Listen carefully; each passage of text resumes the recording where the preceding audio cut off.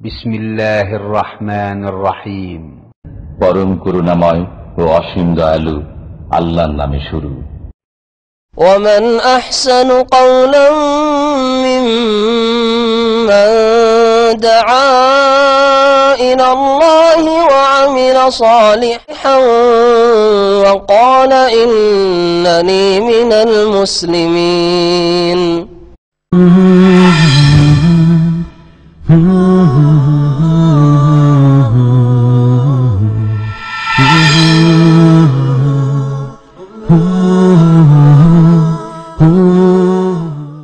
السلام عليكم ورحمة الله وبركاته.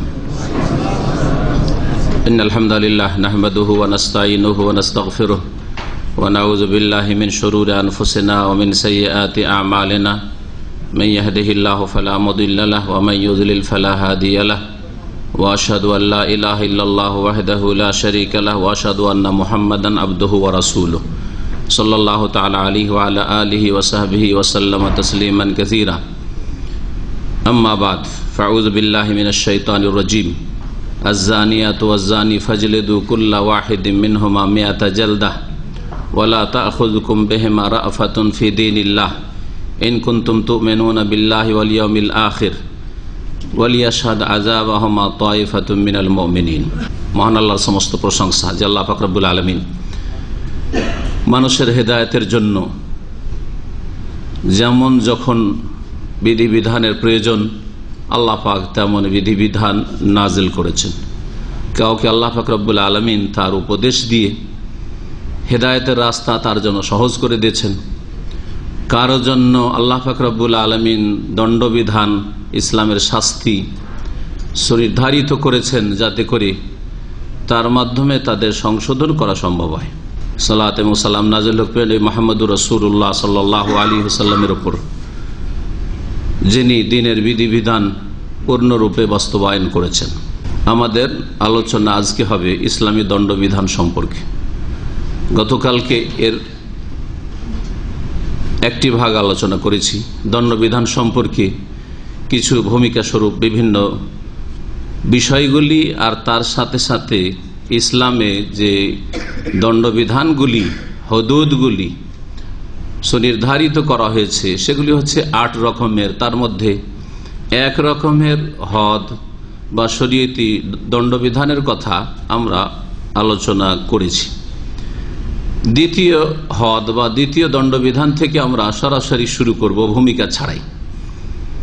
আল্লাহ রাব্বুল আলামিন সূরা নূরের আয়াত নম্বর 2-এ ইরশাদ করছেন দ্বিতীয় দণ্ডবিধান সম্পর্কে, তা হচ্ছে এমন ব্যক্তির দ্বারা ব্যভিচার হওয়া, জেনা হওয়া, যে অবিবাহিত, যে কখনো বিবাহ করেনি, বিবাহের জগতে পদার্পণ করেনি। এমন ব্যক্তি নয় যে যেই ব্যক্তির কাছে স্ত্রী নেই, স্ত্রী দূরে আছে, অথবা স্ত্রী ছিল মারা গেছে, স্ত্রী ছিল তালাক হয়ে গেছে, সেই ব্যক্তি নয়, বরং যে জীবনে কোনোদিন বিবাহের স্বাদ চাখেনি, অবিবাহিত ব্যক্তি। এইরকম ব্যক্তি, নারী হোক অথবা পুরুষ, যদি জেনায় লিপ্ত হয় তাহলে তাদের দণ্ডবিধান কোরআনে কারীমের সূরা নূরের আয়াত নম্বর 2 আল্লাহ পাক বর্ণনা করেছেন। আল্লাহ পাক বলছেন আয-যানিয়াতু ওয়াজ-যানি, জেনাকারিনী এবং জেনাকারী, অর্থাৎ জেনাকারী মহিলা আর জেনাকারী পুরুষ, ফাজলিদু কুল্লা ওয়াহিদিন মিনহুমা 100 জালদা, তাদের প্রত্যেককে, তাদের থেকে জেনা হওয়া, ব্যভিচার হওয়া যদি প্রমাণিত হয়ে যায় তাহলে তাদের প্রত্যেককে বেত্রাঘাত করো, তাদেরকে বেত্রাঘাত করো 100 জালদা, 100টি করে বেত্রাঘাত, 100টি বেত্রাঘাত করতে হবে। এই হচ্ছে কোরআনে কারীমের কথা। আল্লাহ রাব্বুল আলামিন এই ক্ষেত্রে প্রথম উল্লেখ করেছেন জেনাকারিনীর কথা। এতে ইঙ্গিত করা হয়েছে যে জেনা ব্যভিচার অধিকাংশ ক্ষেত্রে নারীদের পক্ষ থেকে হয়ে থাকে, তারাই এই ক্ষেত্রে কদম বাড়িয়ে থাকে, তাদের দ্বারা বেশি ভুল হয়ে থাকে। তারা যদি সুযোগ সুবিধা না দেয় তাহলে সহজে জেনা ব্যভিচার সম্মতির সাথে হতে পারে না। হ্যাঁ, ধর্ষণ যেটাকে বলা হয় বাংলা ভাষায় জবরদস্তি, এগুলি হচ্ছে সামান্য কিছু ঘটনা যা ঘটে থাকে। ধর্ষণের ঘটনা অল্পই ঘটে থাকে। অধিকাংশ জেনা ব্যভিচারগুলি ছেলে এবং মেয়ে, যুবক যুবতীর সম্মতির মাধ্যমেই হয়ে থাকে। আর এইরকম সম্মতির জেনাগুলির ক্ষেত্রে ভূমিকা পালন করে থাকে অধিকাংশ ক্ষেত্রে নারী জাতি। এদের দ্বারা প্রথম অপরাধ হয়ে থাকে, তারা আগে বাড়ে। তাহলে তখন পুরুষ সাহস পায়, না হলে কখনো পুরুষ সাহস পাবে না জেনার। আল্লাহ পাক এজন্য জেনাকারিনীর কথা প্রথম উল্লেখ করেছেন, তারপরে জেনাকারী পুরুষের কথা উল্লেখ করেছেন। শাস্তি উভয়ের সমান। পক্ষান্তরে চোরের কথা যখন এসছে তখন আল্লাহ পাক এর বিপরীতটা করেছেন। আসছে যখন চোরের দণ্ডবিধান, তখন সে আয়াতটি পেশ করব। আল্লাহ পাক রব্বুল আলামিন তারপরে বলছেন, ওয়ালা তাখুযকুম বিহিমা রাফাতুন ফি দীনিল্লাহ। এই যে ইসলামে দণ্ডবিধান কায়েম করবে জেনাকারী বা জেনাকারিনের উপর, এই দণ্ডবিধান কায়েম করতে গিয়ে হে মুসলিম, হে শাসক, হে শাসকের প্রতিনিধি, যে শাসক হুকুম দেবে, যে শাসকের প্রতিনিধি তার বাস্তবায়ন করবে, তাকে আল্লাহ সম্বোধন করছেন। মনে রাখবেন যে ইসলামে দণ্ডবিধান জনগণকেও, যার হাতে দেশের ক্ষমতা নেই এমন কোন ব্যক্তি, সে সাধারণ ব্যক্তি হোক অথবা বিশিষ্ট ব্যক্তি হোক, বড় আলেমে দিন হোক, দেশের বিখ্যাত আলেম আর দায়ী আর শেখ আর মুহাদ্দিস আর মুফতি হোক না কেন, তার অধিকার নেই যে ইসলামের কোন দণ্ডবিধানের বাস্তবায়ন করবে। এটি কার হক? শাসকের হক, তার এটি অধিকার। কার ওপর ফরজ? শাসকের ওপর ফরজ। শাসক হুকুম দেবেন এবং শাসকের প্রতিনিধি যাকে আর বাস্তবায়নের জন্য হুকুম করবে শাসক, সে বাস্তবায়ন করবে। সুতরাং এটি জনগণের কাজ নাই, হ্যাঁ, এটি সমাজপতিদের কাজ নাই, সামাজিক বিচারের যারা বিচার সালিসকারী তাদের কাজ নাই। এরা চরম অন্যায় করে থাকে। দণ্ডবিধান কায়েম করতে গিয়ে কিছু এরকম কাজ করে, অথবা গণপিটুনি দিয়ে মেরে দেওয়া, চোরকে গণপিটুনি দিয়ে মেরে দেওয়া, অথবা হাতি কেটে নেওয়া চোরের। জনগণের কোনো অধিকার নেই চোরের হাত কাটার। জেনাকারী শাস্তি দেওয়ার জনগণের কোনো অধিকার নেই, কোনো অধিকার নেই। আলেমের কোনো অধিকার নেই যদি সে আলেম খলিফাতুল মুসলিমিন না হয়, দেশের শাসক না হয়, রাষ্ট্রনায়ক না হয়। তাহলে হ্যাঁ, আলেম যদি তার সাথে, তার এলমের সাথে রাষ্ট্রনায়ক হয়, মুফতি সাহেব মুফতিও ফতোয়ার ক্ষেত্রেও মাশাআল্লাহ, আর দেশের শাসক, তাহলে ঠিক আছে।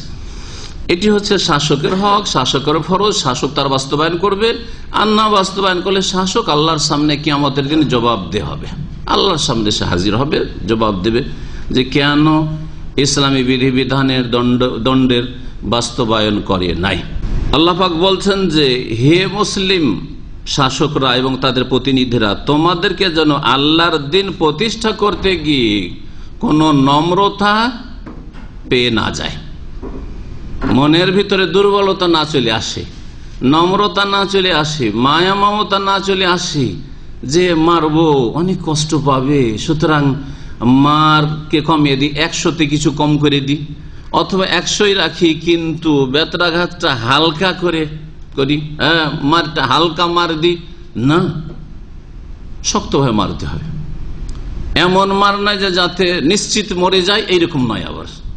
আর এমন মার নাই যে কিছুই হইল না, শুধু শরীরে ধুলা ঝাড়া হইলো কাপড়ের, এইরকমও নয়, জায়েজ নয়। কঠোরতা অবলম্বন করতে বলেছেন আল্লাহ রাব্বুল আলামিন এই আয়াতের অংশে দণ্ডবিধান কায়েম করার ক্ষেত্রে। যদিও আয়াতটি জেনাকারীদের ক্ষেত্রে, কিন্তু প্রত্যেকটি দণ্ডবিধান কায়েম করার ক্ষেত্রে এই হুকুমটি প্রযোজ্য।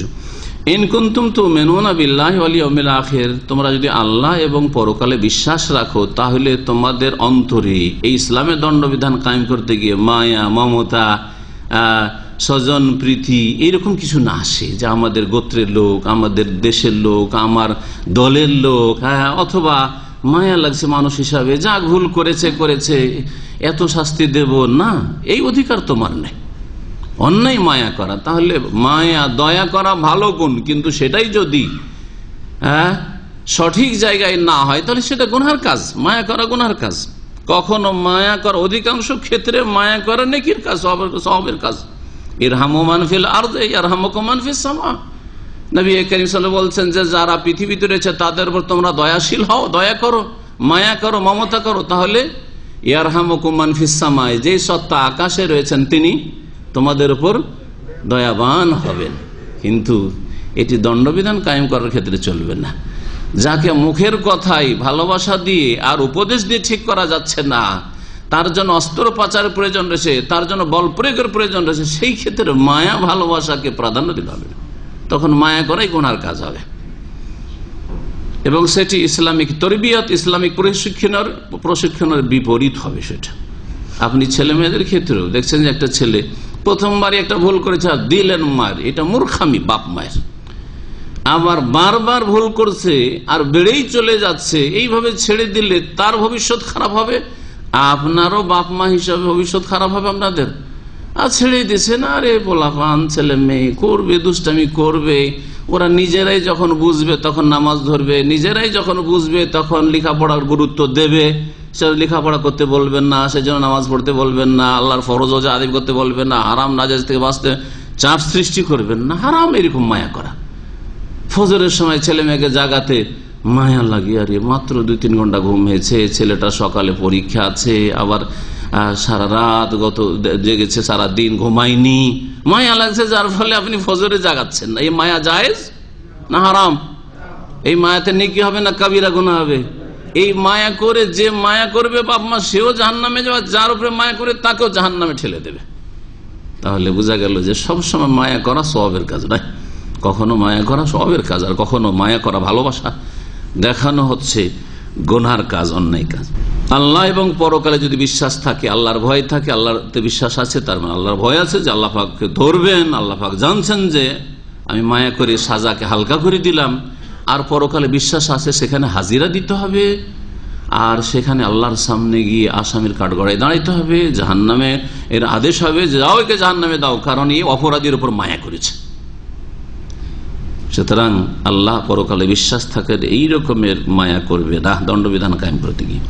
ওয়ালিয়াশহাদ আযাবাহুমা তায়ফাতুম মিনাল মুমিনিন, আর একটি বিধান হচ্ছে দণ্ডবিধানের বাস্তবায়নের সময়ের জন্য, তা হচ্ছে যেই সময় দণ্ডবিধান কায়েম করা হবে সেই সময় যাতে করে মুমিন মুসলিমদের একটি দল কমপক্ষে তাদের শাস্তি দেওয়ার সময় উপস্থিত থাকে, দর্শকরা থাকে।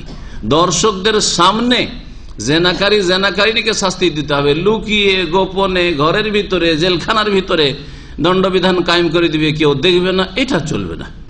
এই ছিল দ্বিতীয় হদ বা দ্বিতীয় ইসলামী দণ্ডবিধান। তৃতীয় দণ্ডবিধান দলিল একটি আয়াত বললাম, হাদিস আসছে এমন হাদিস যেই হাদিসে দ্বিতীয় দণ্ডবিধানের কথা উল্লেখ করা হয়েছে আর তৃতীয় দণ্ডবিধানের কথা উল্লেখ করা হয়েছে, এই জন্য একসাথে তৃতীয় দণ্ডবিধান উল্লেখ করার পরে সেই হাদিসগুলি উল্লেখ করব।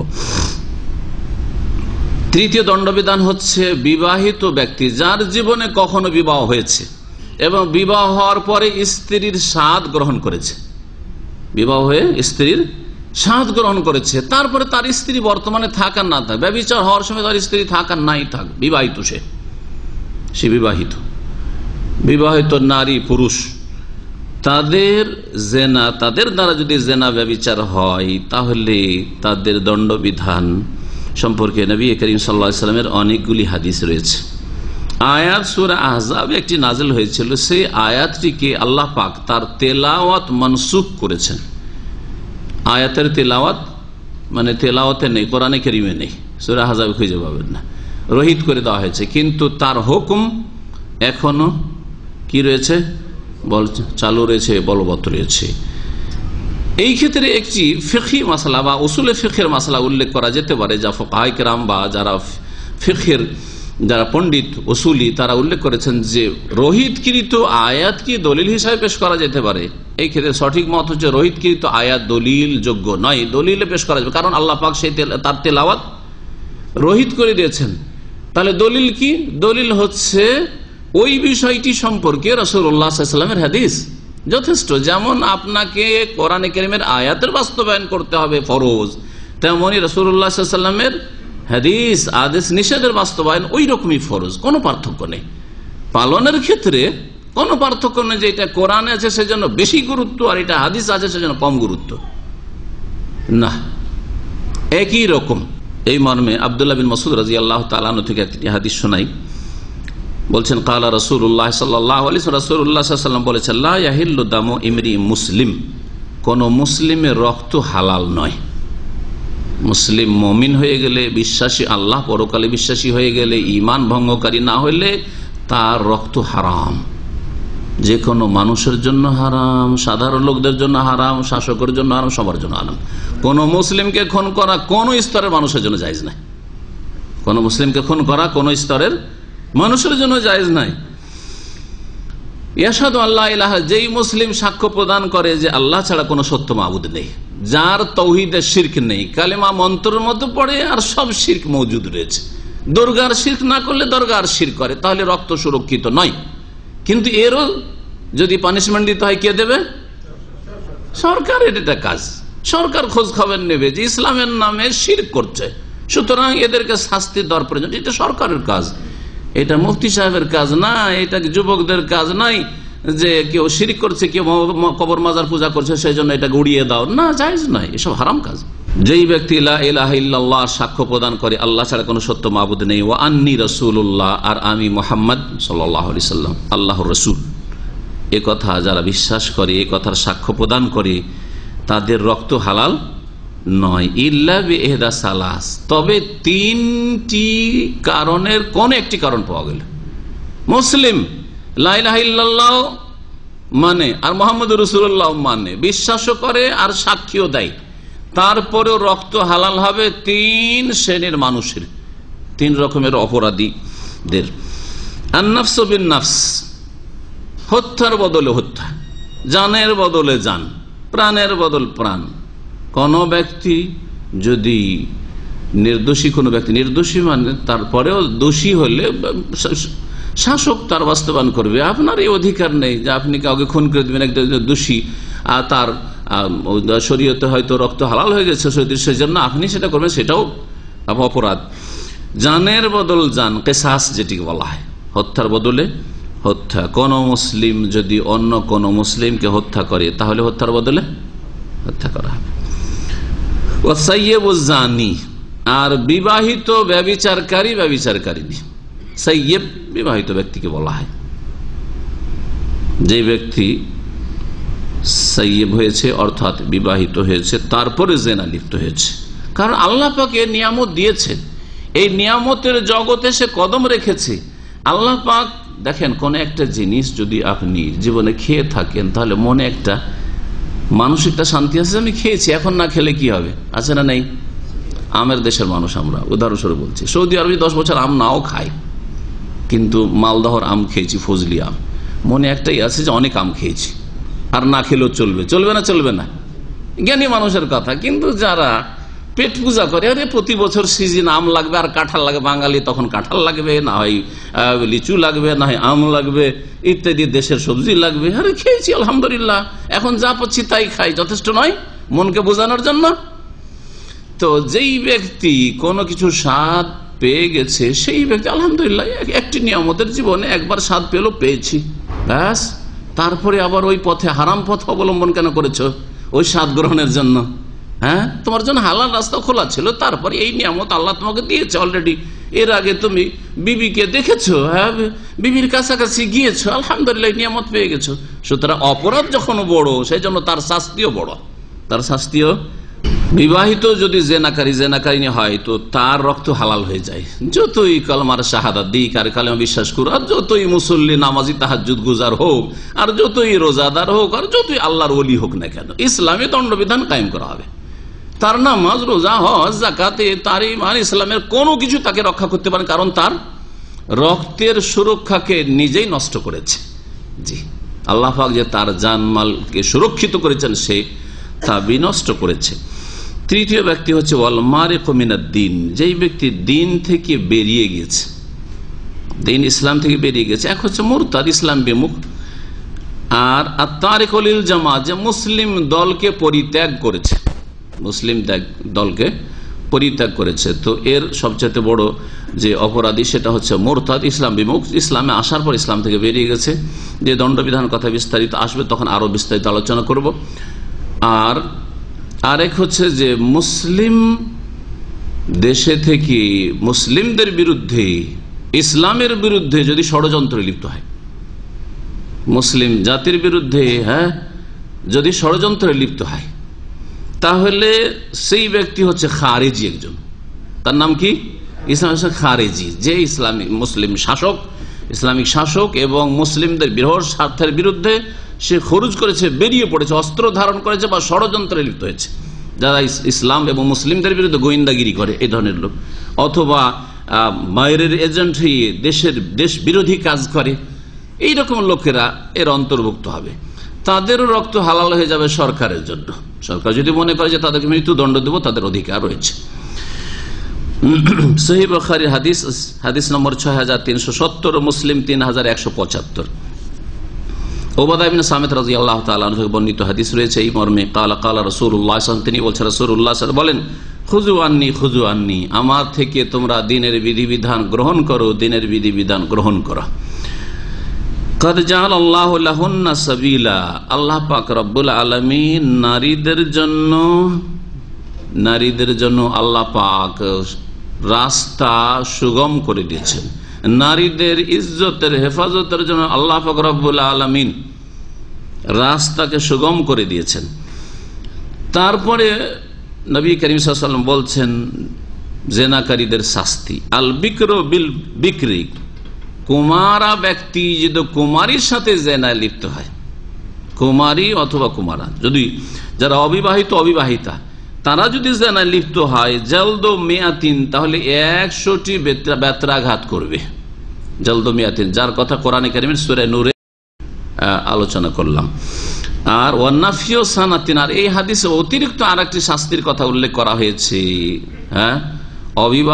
অবিবাহিতা জেনাকারী জন্য সেটা হচ্ছে 1 বছরের জন্য নির্বাসন, দেশ থেকে বিতাড়িত করে দেওয়া, শহর থেকে বিতাড়িত করে দেওয়া। জি, এটি যুগের আবর্তন বিবর্তনে যেই ব্যক্তিকে এই শাস্তি দেওয়া হলো, তার জন্য, তার সংশোধনের জন্য এটা কল্যাণকর হবে না অকল্যাণকর হবে, এটা শাসককে দেখতে হবে। চিন্তা করি কেমন, যেমন নবী করিম সাল্লাল্লাহু আলাইহি ওয়াসাল্লামের জামানায় যদি শহর থেকে বা দেশ থেকে বিতাড়িত করে দেওয়া হয়, তো মানুষের বেঁচে থাকা মুশকিল, জীবনযাপন করা মুশকিল, ঠিক কিনা? তখনকার যুগে আত্মীয়দের সাথে যোগাযোগ একবার ছিন্ন, না যোগাযোগের কোনো ব্যবস্থা, কোনো যোগাযোগ নেই কারো সাথে, অন্য কোনো দেশে নির্বাসিত করে দেওয়া হয়েছে। তাহলে কত বড় একটা শাস্তি, ঠিক না?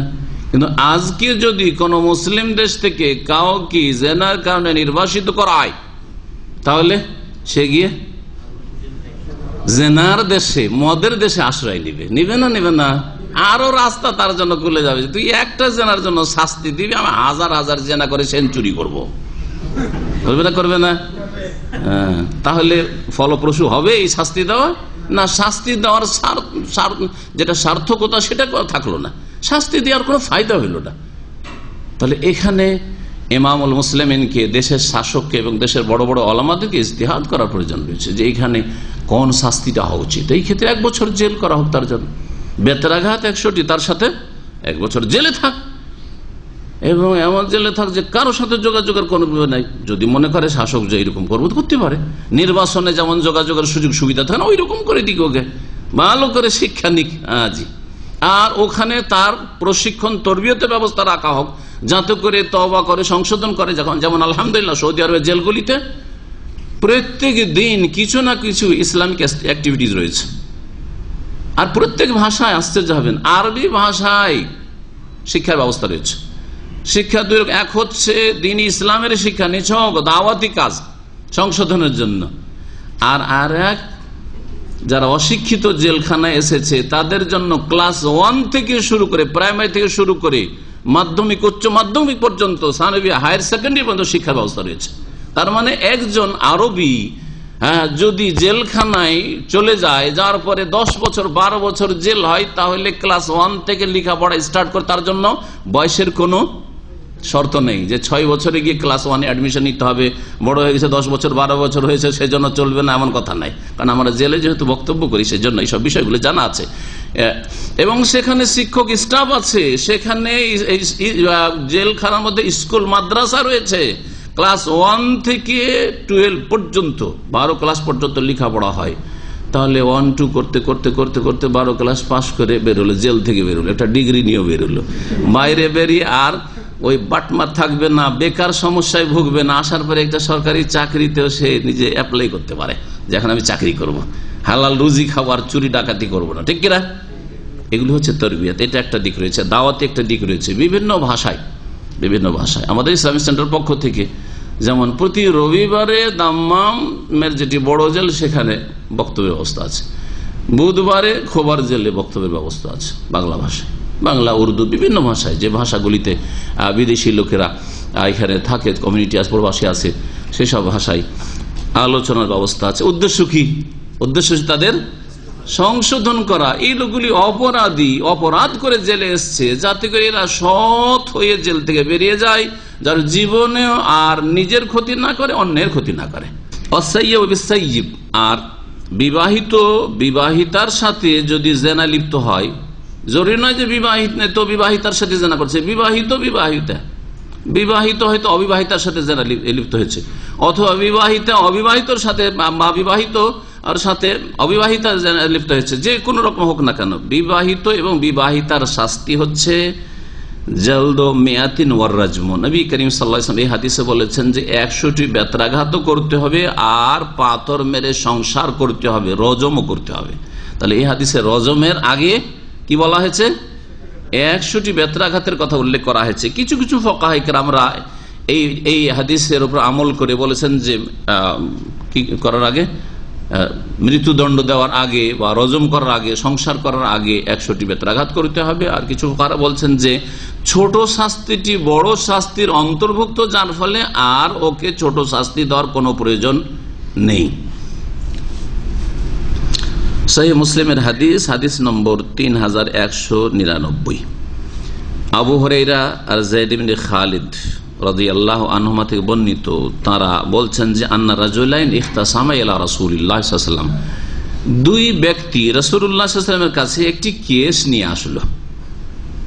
রাসূলুল্লাহ সাল্লাল্লাহু আলাইহি ওয়াসাল্লামের কাছে, তিনি খলিফাতুল মুসলিমিন, ইমামুল মুসলিমিন, ইমাম আযম, তিনি হচ্ছেন সুপ্রিম কোর্টের মালিক, জি, তিনি দেশের মালিক, তিনি সবচেয়ে বড় মুফতি, তিনি সবচেয়ে বড় দায়ী, সবগুলি গুণ তার মধ্যে রয়েছে, সবগুলি গুণ তার মধ্যে রয়েছে, যতগুলি ভালো গুণ হইতে পারে। তো রাসূলুল্লাহ সাল্লাল্লাহু আলাইহি সাল্লামের মসজিদ নববী হচ্ছে যেমন স্কুল মাদ্রাসা, তেমন সেটি হচ্ছে আদালত, আর সেটি হচ্ছে পার্লামেন্ট। রাসূলুল্লাহ সাল্লাল্লাহু আলাইহি ওয়াসাল্লামের কাছে দুইজন এই বিবাদ নিয়ে আসলো। ফাকালা আহাদুহুমা, দুইজনের একজন বলল, ইকযে বাইনানা বিকিতাবিল্লাহি, আল্লাহ রাসূল সাল্লাল্লাহু আলাইহি সাল্লাম, আমাদের মাঝে আল্লাহর কিতাব দিয়ে ফয়সালা করুন, মানে আল্লাহর বিধান দিয়ে, আল্লাহ পাকের বিধান দিয়ে ফয়সালা করুন। সেটি কোরআনে কারীমের কথাই হোক অথবা রাসূলের হাদিসের কথা হোক। বেশ কিছু হাদিসে কিতাবুল্লাহ বলা হয়েছে, কিন্তু তা বর্ণিত হয়েছে হাদিসে, তো সেটা আল্লাহর কিতাব, কারণ সেটা ওহী। ওয়াকাল আখার, দ্বিতীয় ব্যক্তি বললো, ওয়াহুয়া আফকাহুমা, দ্বিতীয় ব্যক্তি বেশি একটু জ্ঞানী গুণী ছিল, দুইজনের মধ্যে একজন বেশি জ্ঞানী বিচক্ষণ ছিল। আজাল ইয়া রাসূলুল্লাহ, জি হ্যাঁ হে আল্লাহ রাসূল, ফাকযে বাইনানা বিকিতাবিল্লাহ, আল্লাহর কিতাব দ্বারা আমাদের মাঝে সুবিচার করুন। ওয়াযান লি আন আতাকাল্লাম, আর আমাকে কথা বলার অনুমতি দেন। দ্বিতীয় ব্যক্তি যেহেতু নিজেকে একটু মনে করছে সিনিয়র, তো বলছে আমি কথা বলবো। কথা বলার ক্ষেত্রে দুইজন ব্যক্তি যদি থাকেন বা একাধিক ব্যক্তি থাকেন, কে কথা বলার অধিকার রাখে? সিনিয়র ব্যক্তি। কোন ক্ষেত্রে? প্রথম এলমকে প্রাধান্য দিতে হবে। যদি জ্ঞানী বেশি হয় তাহলে সেটাকে প্রাধান্য দিতে হবে, কিন্তু জ্ঞানের দিক দিয়ে সবাই সমান যদি হয়, তখন বয়সে নবী সাল্লাল্লাহু আলাইহি ওয়াসাল্লামের অন্য আরেকটি হাদিসে কাব্যের দুইজন এসছেন, একই রকম শিক্ষাগত যোগ্যতা, একই রকমের জ্ঞান বুদ্ধি, তাহলে সেই ক্ষেত্রে নবী করিম সাল্লাল্লাহু আলাইহি ওয়াসাল্লাম দেখছেন একজন বয়সে বড় আর একজন বয়সে ছোট, ছোটটি বেশি পুটপুট করে কথা বলছে, তো নবী সাল্লাল্লাহু আলাইহি ওয়াসাল্লাম বলছেন যে কাব্যের, বড়কে কথা বলতে দাও, বড়কে কথা বলতে দাও। এই আদবগুলো আমাদের মধ্যে আছে না নেই? না, অনেক সময় নেই। ওস্তাদের সামনে ছাত্র ফতোয়া দিয়েছে বসে বসে, দেখা গেছে মাঝে মাঝে। শায়েখ বসে আছে, আর আমি না, আমার অন্য কোনো ভাইয়ের আলেম বসে আছে, মাদ্রাসা পড়া দিয়েছে, 10 বছর 20 বছর পড়েছে, অন্তত আরবি বুঝে, কোরআন হাদিস বুঝে, তার সামনে বসে ফতোয়া এই মাসলা জিজ্ঞেস করতে পট করে বলতে শুরু করলেন। এটা নতুন লোক এসে জিজ্ঞেস করছে আর সাথে সাথে বলতে শুরু করলেন। দেখাতে চাইছে যে আমিও কিছু এলেম রাখি, একটু না দিলে কেমন করে বুঝবে লোকে, ঠিক না? কি করে বুঝবে যে আমার মধ্যে এলেম আছে? ইমাম মালিক রহমতুল্লাহ আলাইহির জামানায় তাবা তাবেঈনদের যুগ, তাবা তাবেঈনরা সব এক বাক্যে বলতো লা ইফতা ওয়া মালিকুন বিল মদিনা। ইমাম মালিক যতদিন মদিনায় বেঁচে আছেন কারো ফতোয়া দেওয়ার অধিকার নেই, অথচ হাজার হাজার ওলামা তাবা তাবেঈনরা সেই জামানায় বেঁচে ছিলেন, হাজার হাজার। এত এলমের চর্চা মদিনায় ছিল ইমাম মালিক রহমতুল্লাহ। সারা বিশ্ব থেকে, কোথায় স্পেন, যেটাকে আন্দোলস বলা হয় ইসলামিক নাম, স্পেন থেকে ইমাম মালিকের কাছে ছাত্র এসে লেখাপড়া করত। আর এইদিকে বোখারা, আজারবাইজান, সামারকান্দ, ওইসব দেশ থেকে এসে তার কাছে লেখাপড়া করত। জি, খোরাসান থেকে, আফগানিস্তান থেকে এসে লেখাপড়া করত। তারপরে অনেক আলেম থাকতেও কেউ ফতোয়া দিতেন না, বলতেন ইমাম মালিক যখন আছেন ফতোয়া দরকার অধিকার না, আমরা ফতোয়া দেব, জানি ইমাম মালিক রাজি করেন। তো এই ক্ষেত্রে সতর্কতা অবলম্বন করা উচিত। নবী করিম সাল্লাল্লাহু আলাইহি সাল্লামকে দ্বিতীয় ব্যক্তি বললেন যে ইয়া রাসূলুল্লাহ, আমাকে কথা বলার অনুমতি দেন। কালা, নবী সাল্লাম দেখলেন যে হ্যাঁ একটু বিচক্ষণ লাগছে, বয়স হয়তো বেশি আছে, তাকাল্লাম, ঠিক আছে কথা বলো। কালা ইন্না ইবনি কানা আসিফান আলা হাযা, আমার ছেলে এই লোকের বাড়িতে মজদুরি করত, হ্যাঁ চাকর খাটত। জি, আসিফুন মানে আজিরুন, মজুর। কালা মালিকুন ওয়াল আসিফ আল আজির, ইমাম মালিক রহমতুল্লাহ আলাইহি বলছেন যে আসিফ আরবি ভাষা আজির, মজদুরকে বলা হয়, জি চাকরকে বলা হয়। ফাজানা বিমরাতি, চাকর বাড়িতে থাকতে থাকতে বাড়ির মালিকনির সাথে জেনা করে ফেলেছে। আর এরকম ঘটনা আমাদের দেশে ঘটে, খুব ঘটে। জি হ্যাঁ, কেন? পর্দা না থাকার কারণে। চাকরকে মনে করে যে এটা আমাদেরই লোক, আমাদেরই সদস্য। আর এমনি বাইরে গেলে হয়তো বোরকা পরে, বাইরে বোরকা পরে, কিন্তু বাড়িতে যে চাকর খাটে তাকে মনে করে এটা আমাদের ছেলের মতো, এটা আমাদের ভাতিজা ভাগিনার মতো, ইত্যাদি ইত্যাদি, যেন মাহারাম তাদের, আউযুবিল্লাহ। যার ফলে অহরহ ডাল ভাত হয়ে যায়, তখন হয় ওই মহিলার সাথে বাড়ির, আর না হলে মেয়েদের সাথে, তখন ও লাইন করা শুরু করে। আর এইরকম কত যে অঘটন ঘটে, আমাদের কাছে মেলা কিস্সা আছে, কিস্সা শোনাবো না, কিন্তু সতর্ক করছি যে আপনার স্ত্রীর জন্য, আপনার সাবালিকা মেয়েদের জন্য, আপনার বোনদের জন্য, আপনার বাড়ির চাকর যদি নাবালক জামানা থেকেও কাজ করে, হয়তো সেই চাকরটা, ছেলেটা এসেছিল 8 বছর 10 বছর বয়স, অনেক সময় চাকর খাটে 20 বছর ধরে খাটছে, আর ছেলেটা আমাদের ঘরে ঢুকে, বাড়িতে ঢুকে সব কাজ করে নিজের ছেলের মতো, 8 বছর 10 বছর 12 বছর বয়স থেকে, এখন না হয় বড় হয়ে গেছে, তো কি হলো, আর পর্দা করা করি নেই, হারাম কাজ। যখনই সাবালক হয়েছে তার জন্য, তার থেকে পর্দা করা ফরজ। ওর জন্য বলে দেন, ওকে হুকুম করে দেন যে তুই আর ভিতর ঘরে ঢুকবি না, বাড়িতে এসে গেটে কথা বলবি, কি চাই তখন তোকে পর্দার আড়াল থেকে দিয়ে দেওয়া হবে। বাড়িতে ঢুকা হারাম, ওদের মহিলাদের মাঝে ঢুকে যাবে। এইভাবে জেনা হচ্ছে, ফিতরা হচ্ছে, অথবা তারপরে এতে শুধু জেনাই হয় না, ওই বাড়ির মালিকের জন্য, ওই বাড়ির মহিলার জন্য, ওই বাড়ির সদস্যদের জন্য বড়ই কলঙ্ক হচ্ছে, মান ইজ্জত যায় না। আরে যদি আল্লাহকে না ভয় করেন, যদি আখিরাতের আযাবকে না ভয় করেন, দুনিয়ার কলঙ্ক আর লাঞ্ছনাকে ভয় করেন না, তো কমপক্ষে দুনিয়াটাকে তো সেভ করেন, দুনিয়াটা তো ভালো করার চেষ্টা করেন একজন জ্ঞানী মুসলিম। যার ফলে হেজাব আপনার বাড়িতে থাকতে হবে আগে, বাইরে হেজাব করার আগে, বোরকা পরার আগে বাড়িতে হেজাব থাকতে হবে। আমি বেশ কিছু বাড়িতে গেছি যারা নামাজি লোক, আর শুনেছি খুব পর্দা করে, ওদের বাড়ির মহিলারা নাকি পর্দা করে। ওদের পর্দা কেমন? অচেনা ব্যক্তিকে দেখলে পর্দা, দাড়িওয়ালা হুজুর আলেমদেরকে দেখলে, মাওলানা মৌলভী সাহেবদেরকে দেখলে পর্দা, বোঝা গেছে। হয় অপরিচিত দেখলে পর্দা, আর না হলে দাড়িওয়ালা দেখলে, পুরুষ পুরুষ তো লাগছে একবারে 100%, 100% পুরুষ কাকে লাগে? দাড়িওয়ালাকে দেখলে। সুতরাং ওই দাড়িওয়ালা দেখলে পর্দা, আর নাহলে যাদেরকে চেনেন না তাদের থেকে পর্দা, যাদেরকে চেনে ভাই বেরাদর, আত্মীয় স্বজন, চাচাতো, মামাতো, খালাতো, ফুফাইতো, এই সেই গ্রামবাসী, এ তো আমাদের গ্রামেরই, আমাদের গ্রামের ছেলে, এটা আমাদের গ্রামের পোলা, ওই অমুকের ছেলে, অমুকের ভাতিজা, আমাদের ভাতিজা লাগে, হ্যাঁ গ্রামে ডাকা চাচা বা ভাতিজা ইত্যাদি করতে করতে মামা। আর এক হাফেজার ঘটনা, কোরআনের হাফেজা, সুবহানাল্লাহিল আযীম, ও গ্রামের মামা লাগিয়েছে, ওর বাপও বেকুফ, মাও বেকুফ, আর মামা লাগেছে, মামা লাগাতে লাগাতে জেনায় লিপ্ত হয়েছে। শেষে বিবাহ করার পরে তার স্বামী জানতে পারলো, সরাসরি স্বামী বারবার আমাকে টেলিফোন করে অনেক বোঝাবার চেষ্টা করেছি। মহিলা পরে স্বীকারও করেছে যে তুমি তওবা করলে রাখো রাখো, না বলছে আমি রাখলে আমার জাহান্নাম, আমি ওকে রুচির সাথে নিতেই পারছি না, শেষ পর্যন্ত তালাক হয়েছে। জি, এইরকম বহু ঘটনা আছে যেটা 1-2 বছরের মধ্যে এইরকম যা শুনেছি। সুবহানাল্লাহ, একটা ভালো ভালো মেয়েও খারাপ হয়ে যেতে পারে, ভালো মেয়েও খারাপ হয়ে যায়, ধীরে ধীরে খারাপ হয়, ধীরে ধীরে, একদিনে খারাপ হয় না। জি, একদিনে খারাপ হয় না। জি, নাজরাতুন আরবিতে রয়েছে, ফাসালামুন, ফাকালামুন, ফাবতেসামুন, হ্যাঁ, ফা মাওইদুন, ফালিকাউ। 6টা স্তরে গিয়ে ব্যভিচার হওয়ার সম্ভাবনা থাকে বেশি। 6টা স্তরে, বুঝলেন আমার আরবি টার্মগুলো? এগুলো আরবদের কথা, কিন্তু দেশের উপর ফিট করবেন বা দেশের অবস্থা, সমাজ পরিবারের ফিট করবেন। প্রথম হয় কি, নাজরাত, নজর পড়ে। একজন যুবক একজন 4 চোখে এক জায়গা হয়ে দেখতে ভালো লাগলো, একটু মনে বসে গেল যে মেয়েটা, অথবা সামনাসামনি দেখা না হইলেও ফেসবুকে দেখা, মাশাআল্লাহ, হ্যাঁ, অনলাইনে দেখা সাক্ষাৎ, অনলাইনে যোগাযোগ হইলো, এই যে যোগাযোগ হইলো, কি বললাম, নজর পড়লো। মানে অনলাইনে তো মেলা মহিলার নাম দেখছেন, হ্যাঁ, তাই না?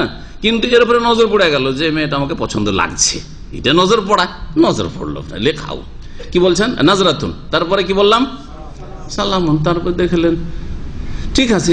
এরপর যখন একটা আকর্ষণ হয়েছে, মনে বারবার ঘুরছে, তো একটু রাস্তাঘাটে দেখা সাক্ষাৎ করে সালাম দেওয়ার চেষ্টা করি, সালাম আলাইকুম, কেমন আছেন ভাবি, হ্যাঁ হ্যাঁ। অথবা মেয়েটাই ছেলেকে পছন্দ করে বলে, কেমন আছেন ভাই, ভালো আছেন, কি রাগ করেছেন নাকি, আমাদের বাড়ি আসেন না কেন, শুরু হইল, এভাবে শুরু হয়। জি জি, এভাবে শুরু হয়। জি, 2 নম্বর কি বললাম, সালামুন। সালাম হলে সালামের জবাবটা পেলে দেখলেন যে আশা করা যায় কথা বলবে, কারণ জবাব দিয়েছে। সালাম দেওয়া যায় যদি ফিতনা মুক্ত থাকেন, যে এই লোকের সাথে ফিতনার কোনো আশঙ্কা নেই, সালাম দিলাম চলে গেলাম, অথবা আল্লাহ ভীরু, হয়তো আশঙ্কা নেই, বা লোকজনের সামনে আছে সালাম আলাইকুম, অসুবিধা নেই। এখানে মাহফিলের মধ্যে কোনো মহিলা আছে, সালাম আলাইকুম, ওয়ালাইকুম সালাম, আমার একটা মাসলা আছে, না যাইজ, কারণ ফিতনা আশঙ্কা নেই। 3 জন থাকলে আশঙ্কা কমে যায়, কিন্তু 2 জন হলে, একজন পুরুষ একজন মহিলা, ফিতনার আশঙ্কা আছে না নাই? নির্জনতায় আশঙ্কা রয়েছে, যে নির্জনতা হারাম কোন আজনবী মহিলার সাথে শরীয়ত। 2 নম্বরে কি বললাম, সালাম। 3 নম্বরে কালাম, কথা বলা শুরু হইলো। এখন টেলিফোন, একটু একটু টেলিফোন শুরু হইলো, বা ফেসবুকে চ্যাটিং শুরু হইলো, কি বলেন আপনারা এগুলোকে, চ্যাট করা শুরু হইলো। আর চ্যাট করতে গিয়ে চিটারি হয়, আসলে ভালোবাসে না, কিন্তু ও নাজায়েজ স্বার্থ হাসিল করতে চায়, হারাম উপায়ে হরণ করতে চায়, আউযুবিল্লাহ। যার ফলে ওইসব ভালোবাসা মিথ্যা ভালোবাসা। জি, চিটারি করে এই চ্যাটিং করতে যে। জি, অধিকাংশ চ্যাটিংকারীরা চিটারি করে। জি, 3 নম্বর কালাম। তারপরে কথা যখন হয়, কথা তখন আর শুধু কথায় থাকেন, ইবতিসামাতুন, মুচকি হাসি হয়। কথা বলতে গিয়ে মুখে হাসি আসে, ও হাসি, আপনি হাসছেন, একটু মুচকি হাসি দিলেন, এই রাজি খানিকছে, হ্যাঁ, ইবতিসামাতুন, মুচকি হাসি।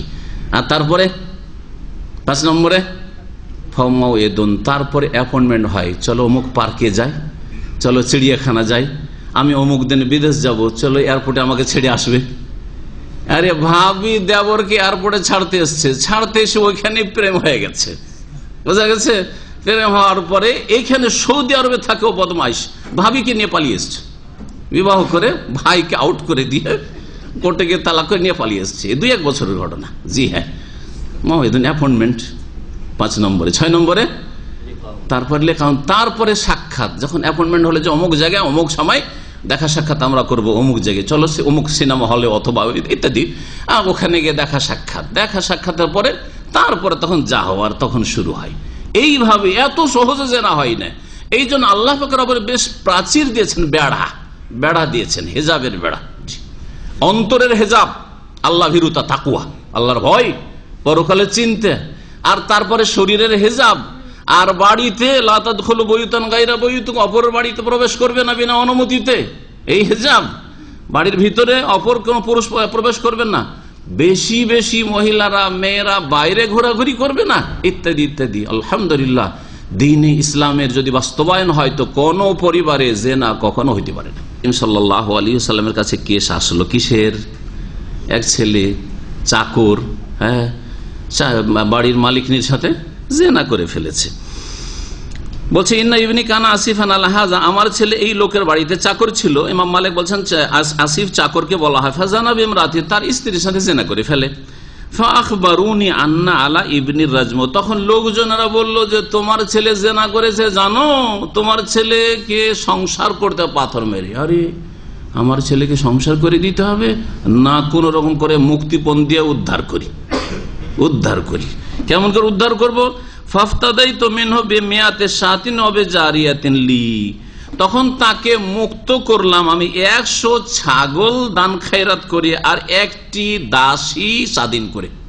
আমার একটি দাসী ছিল, সেটাকেও স্বাধীন করে দিলাম, মুক্ত করে দিলাম আল্লাহর ওয়াস্তে, আর 100টি বকরি ছাগল দান খায়রাত করে দিলাম, কাফফারা দিলাম যে আমার ছেলের কোন রকম করে জানটা বাঁচুক।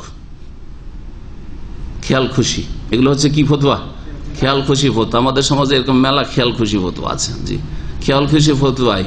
হ্যাঁ, কোন একটা অপরাধ করেছে, দে গ্রামবাসী মিলে ঢালাহারে মায়ের, হ্যাঁ গণপিটুনি, দে পকেট মার ধরা পড়েছে, দে গণপিটুনি দে, মেরে দে, তাই না? এই অমুক ছেলে অমুকের মেয়ের গায়ে হাত দিয়েছে, কেন দিয়েছে রে? মার, সব মার, আর মার গাছে বেঁধে মার, দিয়ে মেরে ফেলে দিল। এরা হলো অপরাধী, এরা হলো অপরাধী। যারা খেয়াল খুশি ফতোয়াবাজি করে আর খেয়াল খুশি আইন হাতে নেই, তারা অপরাধী। তারা সংস্কারকারী, সংশোধনকারী না, তারা মুসলিহিন না মুফসিদিন, তার বিপর্যয় সৃষ্টিকারী, ফাসাদি। জি, তো বলছেন আমার ছেলেকে বাঁচাবার জন্য 100টি বকরিও আমি কাফারায় দিলাম, আর একটা আমার দাসী ছিল তাও আমি স্বাধীন করলাম। সুম্মা ইন্নী সাআলতু আহলাল ইলমি, তারপরে ভালো আলেম জ্ঞানী গুণীদেরকে জিজ্ঞেস করলাম। হয়তো এই ব্যক্তি রাসূলুল্লাহ সাল্লাল্লাহু আলাইহি ওয়াসাল্লাম মদিনা বসবাস করতো, মদিনার আনাচে কানাচে দূরে বসবাস করতো, যার ফলে নবী সাল্লাল্লাহু আলাইহি ওয়াসাল্লামের কাছে সরাসরি আসতে পারেনি। নিজের গ্রামে এলাকাতে কাউকে জিজ্ঞেস করেছে, যে যেমন বলেছে তাই করেছে। কেউ বলেছে যে তোর ছেলেকে বাঁচাবি তো তুই একটু 100টা বকরির কাফারা দে আর কিছু করেছে যে হয়তো আমার ছেলে জান বেঁচে যাবে। পরে আলেমদেরকে জিজ্ঞাসা করেছে এলাকায়, তখন তারা বলেছে আন্না মা আলা ইবনি জালদু মিয়াতিন ওয়া তাগরিবু আমিন, আমার ছেলের ওপর যেই দণ্ডবিধান ফরজ হয়েছে কায়েম করা তা হচ্ছে 100টি বেত্রাঘাত করা, ওয়া তাগরিবু আমিন 1 বছরের জন্য নির্বাসিত করা, দেশ থেকে তাড়িয়ে দেওয়া। ওয়া ইন্নামার রাজমু আলা ইমরাতি, আর রজম সংসার করতে হবে ওই লোকের স্ত্রীকে, যে আমার সাথে এসছে এই লোকের স্ত্রীকে, কারণ সে হচ্ছে বিবাহিত আর আমার ছেলে অবিবাহিত। ফাকাল রাসূলুল্লাহ সাল্লাল্লাহু আলাইহি ওয়াসাল্লাম, রাসূলুল্লাহ বললেন, আমা শুনে রাখো, ওয়াল্লাযী নাফসি বিয়াদিহি, সেই আল্লাহর কসম যার হাতে আমার প্রাণ রয়েছে। আল্লাহ পাকের হাত আছে না নাই? হাতে, আর এমনি বলে দিলেন নবী সাল্লাল্লাহু আলাইহি ওয়াসাল্লাম। নবী বলছেন হাত আছে, আপনি বলছেন হাত নেই, কুদরতি হাত। তো নবীরটা ঠিক না আপনারটা ঠিক? যদি আপনারটা ঠিক হয় তো নবীরটা গুমরাহি, আর না হলে কখন এটা বলবেন না? কোন একজন মুসলিম আর অমুসলিমকে জিজ্ঞাসা করলে বলবেন না যে নবী গুমরাহি কথা বলে। হ্যাঁ, তাহলে নবীরটাই যদি হক হয় তাহলে যারা বলবে কুদরতি হাত তাদের গুমরাহি, তাদের ভ্রষ্টতা, তারা ভুল পথে যায়, পথে আছে। আল্লাহ সম্পর্কে তাদের জ্ঞান নেই, কি করে ঈমান তাদের ঠিক হবে? ওয়াল্লাযী নাফসি বিয়াদিহি, সেই আল্লাহর শপথ করি যার হাতে আমার প্রাণ রয়েছে, লা আকযিয়ান্না বাইনাকুমা বিকিতাবিল্লাহ, তোমাদের উভয়ের মাঝে আল্লাহর কিতাব দিয়ে আমি ফয়সালা করব, আল্লাহর বিধান দিয়ে আমি ফয়সালা করব। দেখেন, যে ফয়সালা করছেন রাসূলুল্লাহ সাল্লাল্লাহু আলাইহি ওয়াসাল্লাম তা কোরআনে কারিমে নেই, তাহলে কিতাবুল্লাহ মানে সবসময় কোরআনে কারিম নয়। কিতাবুল্লাহ মানে আল্লাহর বিধান, আল্লাহর লিখনি, আল্লাহ পাক যা শরীয়তে বিধিবদ্ধ করেছেন, সেটা কোরআনের ওহীতে থাক অথবা রাসূলুল্লাহ সাল্লাল্লাহু আলাইহি ওয়াসাল্লামের ওহীতে থাক। আম্মা গানামুকা ওয়া জারিয়াতুকা ফারাদ্দুন আলাইক, এই ব্যক্তি আসলে ওই যে বকরি ছাগল দিয়েছিল ওই মালিককে দিয়ে দিয়েছে, তোমার বিবির সাথে যখন ব্যভিচার করেছে তো আমি ক্ষতিপূরণ হিসাবে তোমাকে 100 বকরি দিয়ে দিলাম, এরকম করেছিল। আম্মা গানামুকা ওয়া জারিয়াতুকা, আর তোমার দাসী, ও দাসীটাও দিয়ে দিয়েছিল, যাক তোমার বিবির সাথে তোমাকে একটা দাসী দিয়ে দিলাম। ফারাদ্দুন আলাইকা, তোমাকে ফেরত করা হইল, তোমার ফেরত, তুমি ফেরত নিয়ে নাও, যাকে দিয়েছো তার কাছ থেকে তোমার দাসী ফেরত নাও আর তোমার 100টি ছাগল ফেরত নিয়ে নাও। ওয়াজালাদা ইবনাহু মিআতান ওয়া গাররাবা আমান, এর ছেলেকে, যে ছেলে জিনা করেছিল, যুবক অবিবাহিত, তাকে 100টি বেত্রাঘাত করা হইল, নবী সাল্লাল্লাহু আলাইহি ওয়াসাল্লাম নির্দেশ দিলেন। ওয়া গাররাবাহু আমান, আর 1 বছরের জন্য তাকে নির্বাসিত করে দেওয়া হলো মদিনা থেকে বা মদিনার আশেপাশে যেখানে বসবাস করতো সেখান থেকে। নবী সাল্লাল্লাহু আলাইহি ওয়াসাল্লামের জামানায় যে নির্বাসনগুলি হয়েছে, মদিনার এলাকা থেকে নির্বাসিত করলে তাইফ থেকে কোন অঞ্চলে, একবারে যেগুলো পল্লী অঞ্চল, যেগুলোকে বলা হয় বেদুইন অঞ্চল, সেখানে করা হয়েছে নির্বাসিত। এটাই তাদের জন্য বড় আযাব ছিল। কিন্তু আজকাল নির্বাসন কোনো কাজে আসবে না। ও আমারা ওনাইসান আল আসলামী, আর ওনাইস আসলাম গোত্রের একজন সাহাবী, তাকে রাসূলুল্লাহ সাল্লাল্লাহু আলাইহি ওয়াসাল্লাম নির্দেশ দিলেন আইয়াতিয়া ইমরাআত আল আখার, এই যে দ্বিতীয় ব্যক্তি যার স্ত্রীর সাথে ব্যভিচার করেছে এই চাকর, ওই মহিলার কাছে যাও সরাসরি, ফাইনে তারাফাত, আর তাকে জিজ্ঞেস করো, সে যদি অঙ্গীকার করে নেয়, স্বীকার করে নেয় যে হ্যাঁ সে জিনা করেছে, ফারজুমহা, তাহলে তাকে সংসার করে দাও, পাথর মেরে, সংসার করে দাও, রাজম করা, পাথর মেরে হত্যা করা। ফাতারাফাত, ওই মহিলাকে জিজ্ঞেস করা হইলো, সে অঙ্গীকার করে নিল, স্বীকার করলো যে হ্যাঁ ঠিক। ফারাজামা, তখন ওনাইস তার সাথী সঙ্গীদেরকে নিয়ে রাসূলুল্লাহ সাল্লাল্লাহু আলাইহি ওয়াসাল্লামের নির্দেশে কি করলেন, রজম করে দিলেন। হ্যাঁ, তাহলে ইমামুল মুসলিমিন যিনি হবেন, শাসক যিনি হবেন, তিনি নির্দেশ দেবেন, আর বাস্তবায়ন অন্যের দ্বারাও হইতে পারে, অন্য যাকে নির্দেশ দেবে সেই বিধানের, দণ্ডবিধানের বাস্তবায়ন করে। সহিহ বুখারী হাদিস নম্বর 6337, সহিহ মুসলিম হাদিস নম্বর 3210। এই ছিল জেনাকারীদের শাস্তি, বিবাহিত অথবা অবিবাহিত দুটোই উল্লেখ করা হইল। জেনাকারীদের সম্পর্কে আরেকটি হাদিস শোনাবো। আব্দুল্লাহ বিন আব্বাস রাদিয়াল্লাহু তাআলা আনহু থেকে বর্ণিত, তিনি বলছেন, কালা ওমর বিন খাত্তাব রাদিয়াল্লাহু তাআলা আনহু বললেন একবার, লাকাদ খাশিতু আন ইয়াতুলা বিন নাসি জামানুন, তার খেলাফত, ওমর রাদিয়াল্লাহু তাআলা খেলাফত আমলে নবী করিম সাল্লাল্লাহু আলাইহি ওয়াসাল্লামের পরে আবু বকর সিদ্দিকের খেলাফত কতদিন ছিল? 2.5 বছর, 2 বছর 3 মাস 10 দিন মোটামুটি। এই 2.5 বছর পরে ওমর রাদিয়াল্লাহু খেলাফত শুরু হয়, প্রায় 10 বছর চলে, 10 বছর কিছু বেশি। ওমর রাদিয়াল্লাহু তাআলা বললেন যে লাকাদ খাশিতু, আমাকে ভয় লাগছে, আশঙ্কা হচ্ছে, আইয়াতুলা বিন নাসি জামানুন, যে মানুষের ওপর কিছুটা যুগ অতিক্রম করবে, আর তারপরে হাত্তা ইয়াকুলা কাইলুন, কেউ বলনেওয়ালা আসবে, এমন ব্যক্তি হয়তো জন্মাবে, সে বলবে মা আজিদুর রাজমা ফি কিতাবিল্লাহ, আল্লাহর কিতাব কোরআনে তো রজমের কথা নেই, তাহলে কেন জেনাকারী বিবাহিত হলে রজম করা যাবে? মনে হচ্ছে যে এই বিধানকে অস্বীকার করতে পারে, আশঙ্কা লাগছে। ফায়াজিল্লু বেতারকে ফরিদাতিন মিন ফারাইদিল্লাহ, যদি এইরকম কেউ মন্তব্য করে যে জেনাকারীকে রজম করা যাবে না কারণ আল্লাহর কিতাবে নেই, আল্লাহর কিতাবে বিশ্বাস থাকলে, আল্লাহর কিতাবে বিশ্বাস থাকলে আর রসুলের হাদিস অস্বীকার করলে, যেমন আহলি কোরআনের মতো গুমরাহ কিছু লোকেরা আছে, বোঝা গেছে না? জি। কিন্তু আজকাল মুসলিম সমাজে হাজার হাজার নাস্তিক পয়দা হয়েছে, ইসলাম দ্রোহী পয়দা হয়েছে, যারা বলছে ইসলামী দণ্ডবিধান সেটা বর্বরতা, এখনকার যুগে চলবে না, এখনকার যুগে আমাদেরকে জেনা করার জন্য ছাড় দিতে হবে। ওদের কথা আসলে এটি হচ্ছে তাদের কথা, কারণ যদি জেনার যদি ইসলামী দণ্ড কায়েম করা হয় তো প্রথম তারাই যাবে অধিকাংশ ক্ষেত্রে, নাস্তিক, কারণ আল্লাহর ভয় নেই, পরকালে চিন্তা নেই, তো জেনা কারা করে? ওই রকম লোকেরই তো করে, বুঝা গেছে? যার ফলে ইসলামী দণ্ডবিধানের বিরুদ্ধে সবচেয়ে বেশি সোচ্চার মুনাফিকরা, মুসলিম সমাজের নাস্তিক মুনাফিক গুলো, জি, ইহুদি নাসারাদের চাইতেও বেশি।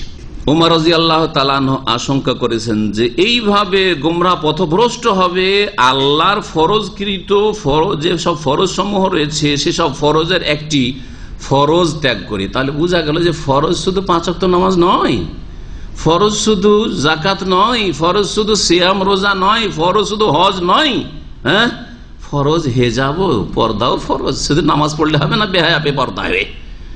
আর ফরজ দণ্ডবিধান কায়েম করা ও শাসকের ফরজ, আমার আপনার ফরজ নাই।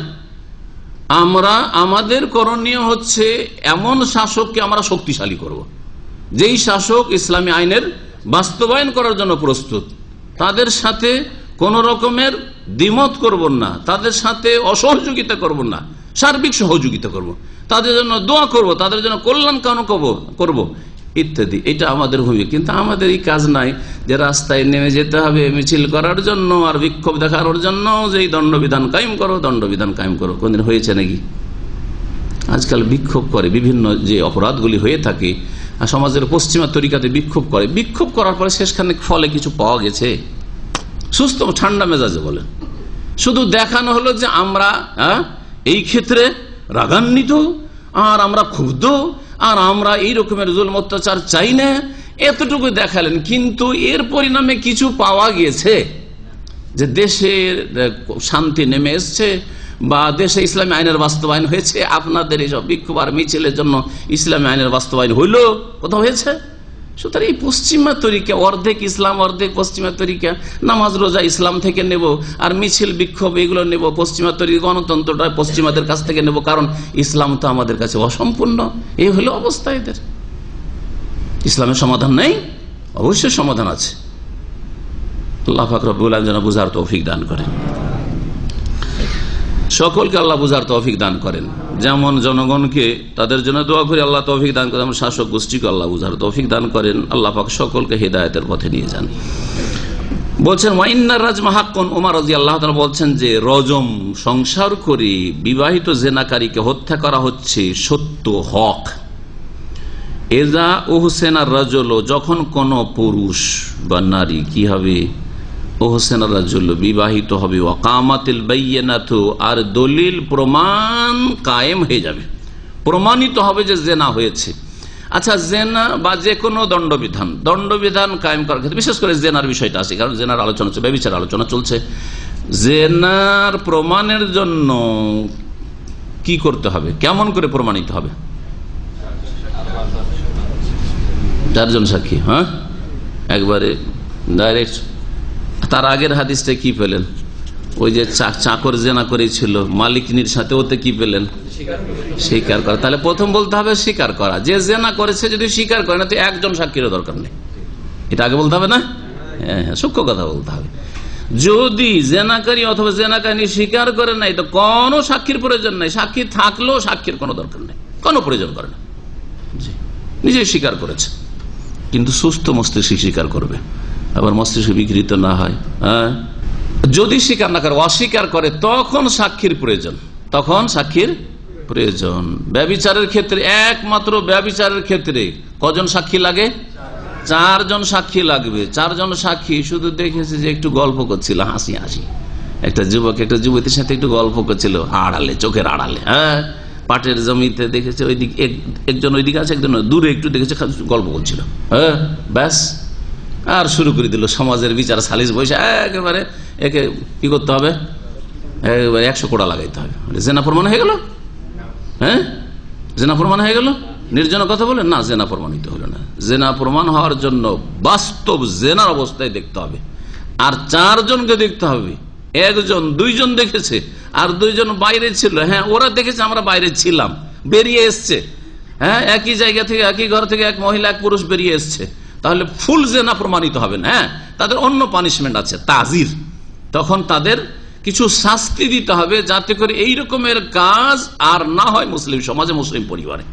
কিন্তু জেনার যে দণ্ডবিধান আল্লাহ সুনির্ধারিত করেছেন তার বাস্তবায়ন হবে না। ভালো করে শুনে রাখেন। 3 জন যদি বলে যে আমরা দেখেছি, আর 1 জন যদি বলে যে না আমি তো দেখিনি, তো ওরা বলছে, আর আমি একটু বাইরেই ছিলাম, দেখলাম যে একটা মহিলা বেরিয়ে আসলো, একটা ছেলে বেরিয়ে আসলো, জেনা প্রমাণিত হবে না? হবে না। আল্লাহ 4 জনের কেন শর্ত লাগলে জেনা প্রমাণ করার জন্য? আপনি 1000 রিয়াল পাবেন এই ভাইয়ের কাছে, প্রমাণ করার জন্য কয়জন সাক্ষী লাগে? হ্যাঁ, হয় ও স্বীকার করবে যে হ্যাঁ 1000 পাবে, তাহলে আর সাক্ষীর প্রয়োজনই নেই, ঠিক না? যদি স্বীকার করে হ্যাঁ আমার কাছে পাবে, ও দাবি করছে 1000 পাবো, বলছে হ্যাঁ হ্যাঁ ঠিকই আছে আমার কাছে পাবে, তাহলে আর সাক্ষীর প্রয়োজন আছে?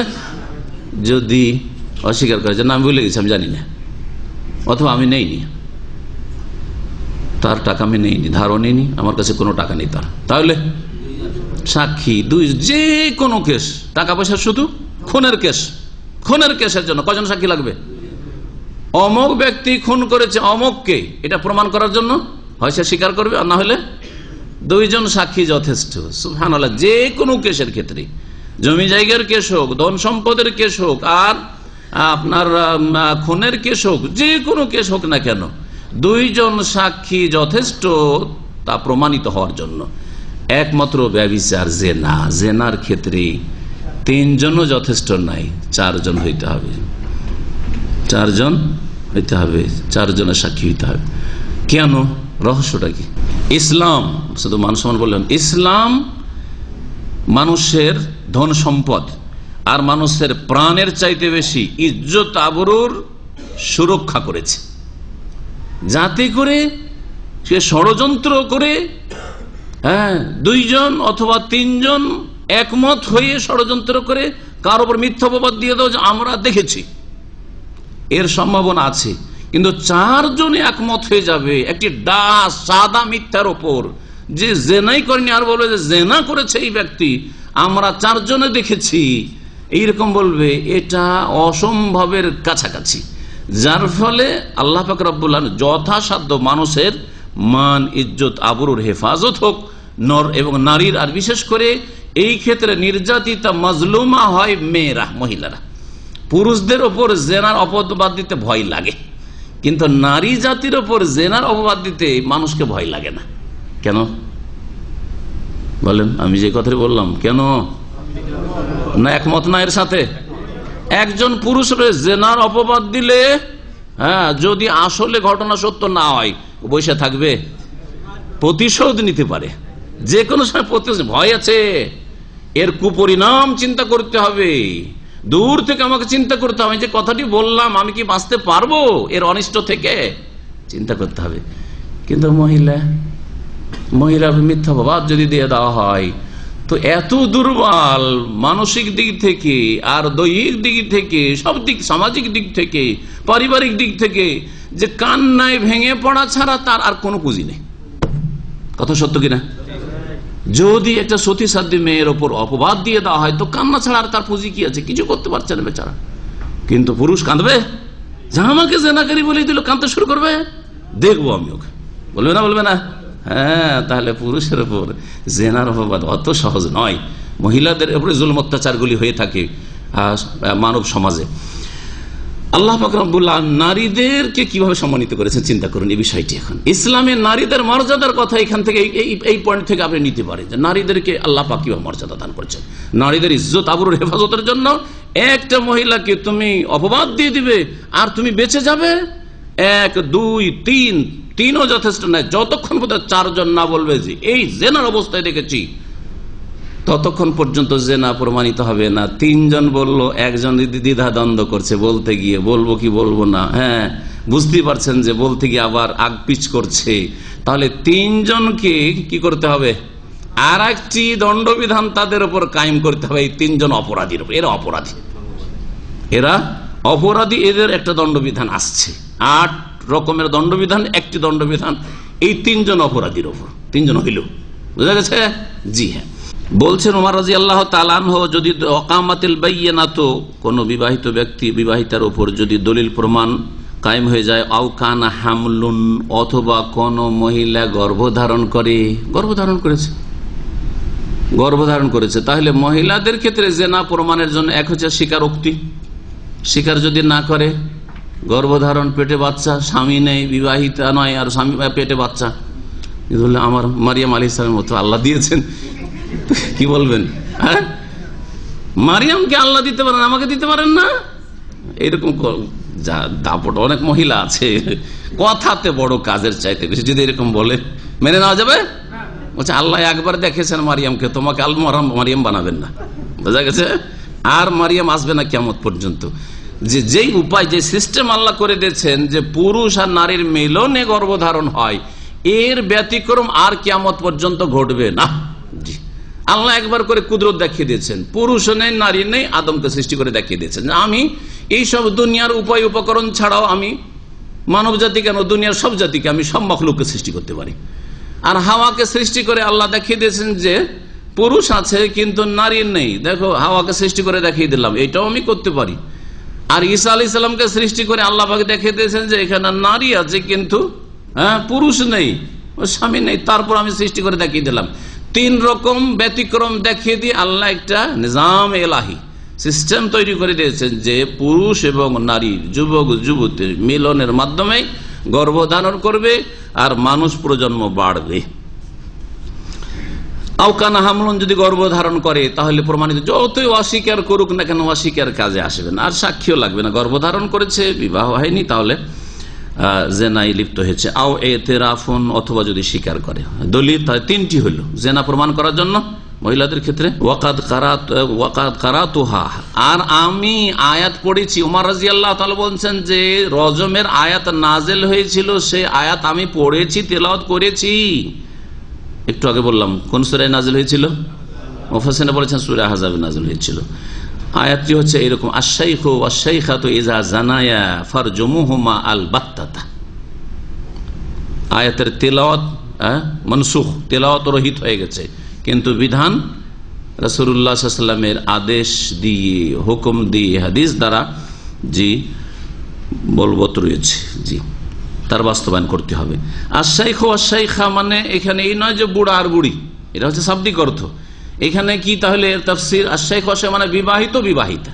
শাইখ কাকে বলে? সাইয়্যিব আর সাইয়্যিবা, বিবাহিত বিবাহিতা। ইজা জানায়া, যদি ওদের দ্বারা জেনা হয়ে যায়, ব্যভিচার হয়ে যায়, ফারজুমুহুমা আল-বাত্তাতা, নিশ্চিত তাদেরকে সংসার করো, পাথর মেরে হত্যা করো। তারপরে রাজামা রাসূলুল্লাহ সাল্লাল্লাহু আলাইহি সাল্লাম, এই আয়াত যদিও রহিত হয়ে গেছে, মানসুখ হয়েছে কোরআন কারীম থেকে, রাসূলুল্লাহ সাল্লাল্লাহু আলাইহি ওয়াসাল্লাম রজম করেছেন। ওয়া রাজামনা বাদাহু, তারপরে আমরা তার যুগের পরে খোলাফায়ে রাশিদিনের যুগে, আবু বকরের যুগে আমি রজম করেছি। ওয়া রাজামনা বাদাহু, তারপরে আমরা রজম করেছি। ইবনে মাজার হাদিস 2543 নম্বর হাদিস। আল্লামা আলবানী ইরওয়াউল গলিরে 2338 নম্বরে বলেছেন যে হাদিসটি সহিহ, হাদিসটি সহিহ। এবং সহিহ বুখারীতে এই হাদিসের প্রথম অংশটুকু, আও কানা হামলুন আও ইতিরাফুন, হয় সাক্ষী প্রমাণ দ্বারা জেনা প্রমাণিত হবে, অথবা গর্ভধারণ দ্বারা মেয়েদের ক্ষেত্রে প্রমাণিত হবে, অথবা স্বীকারোক্তি দ্বারা হবে। এখান পর্যন্ত যে আয়াতটি মনসুখ, আয়াতটি বুখারীতে উল্লেখিত হয় নাই।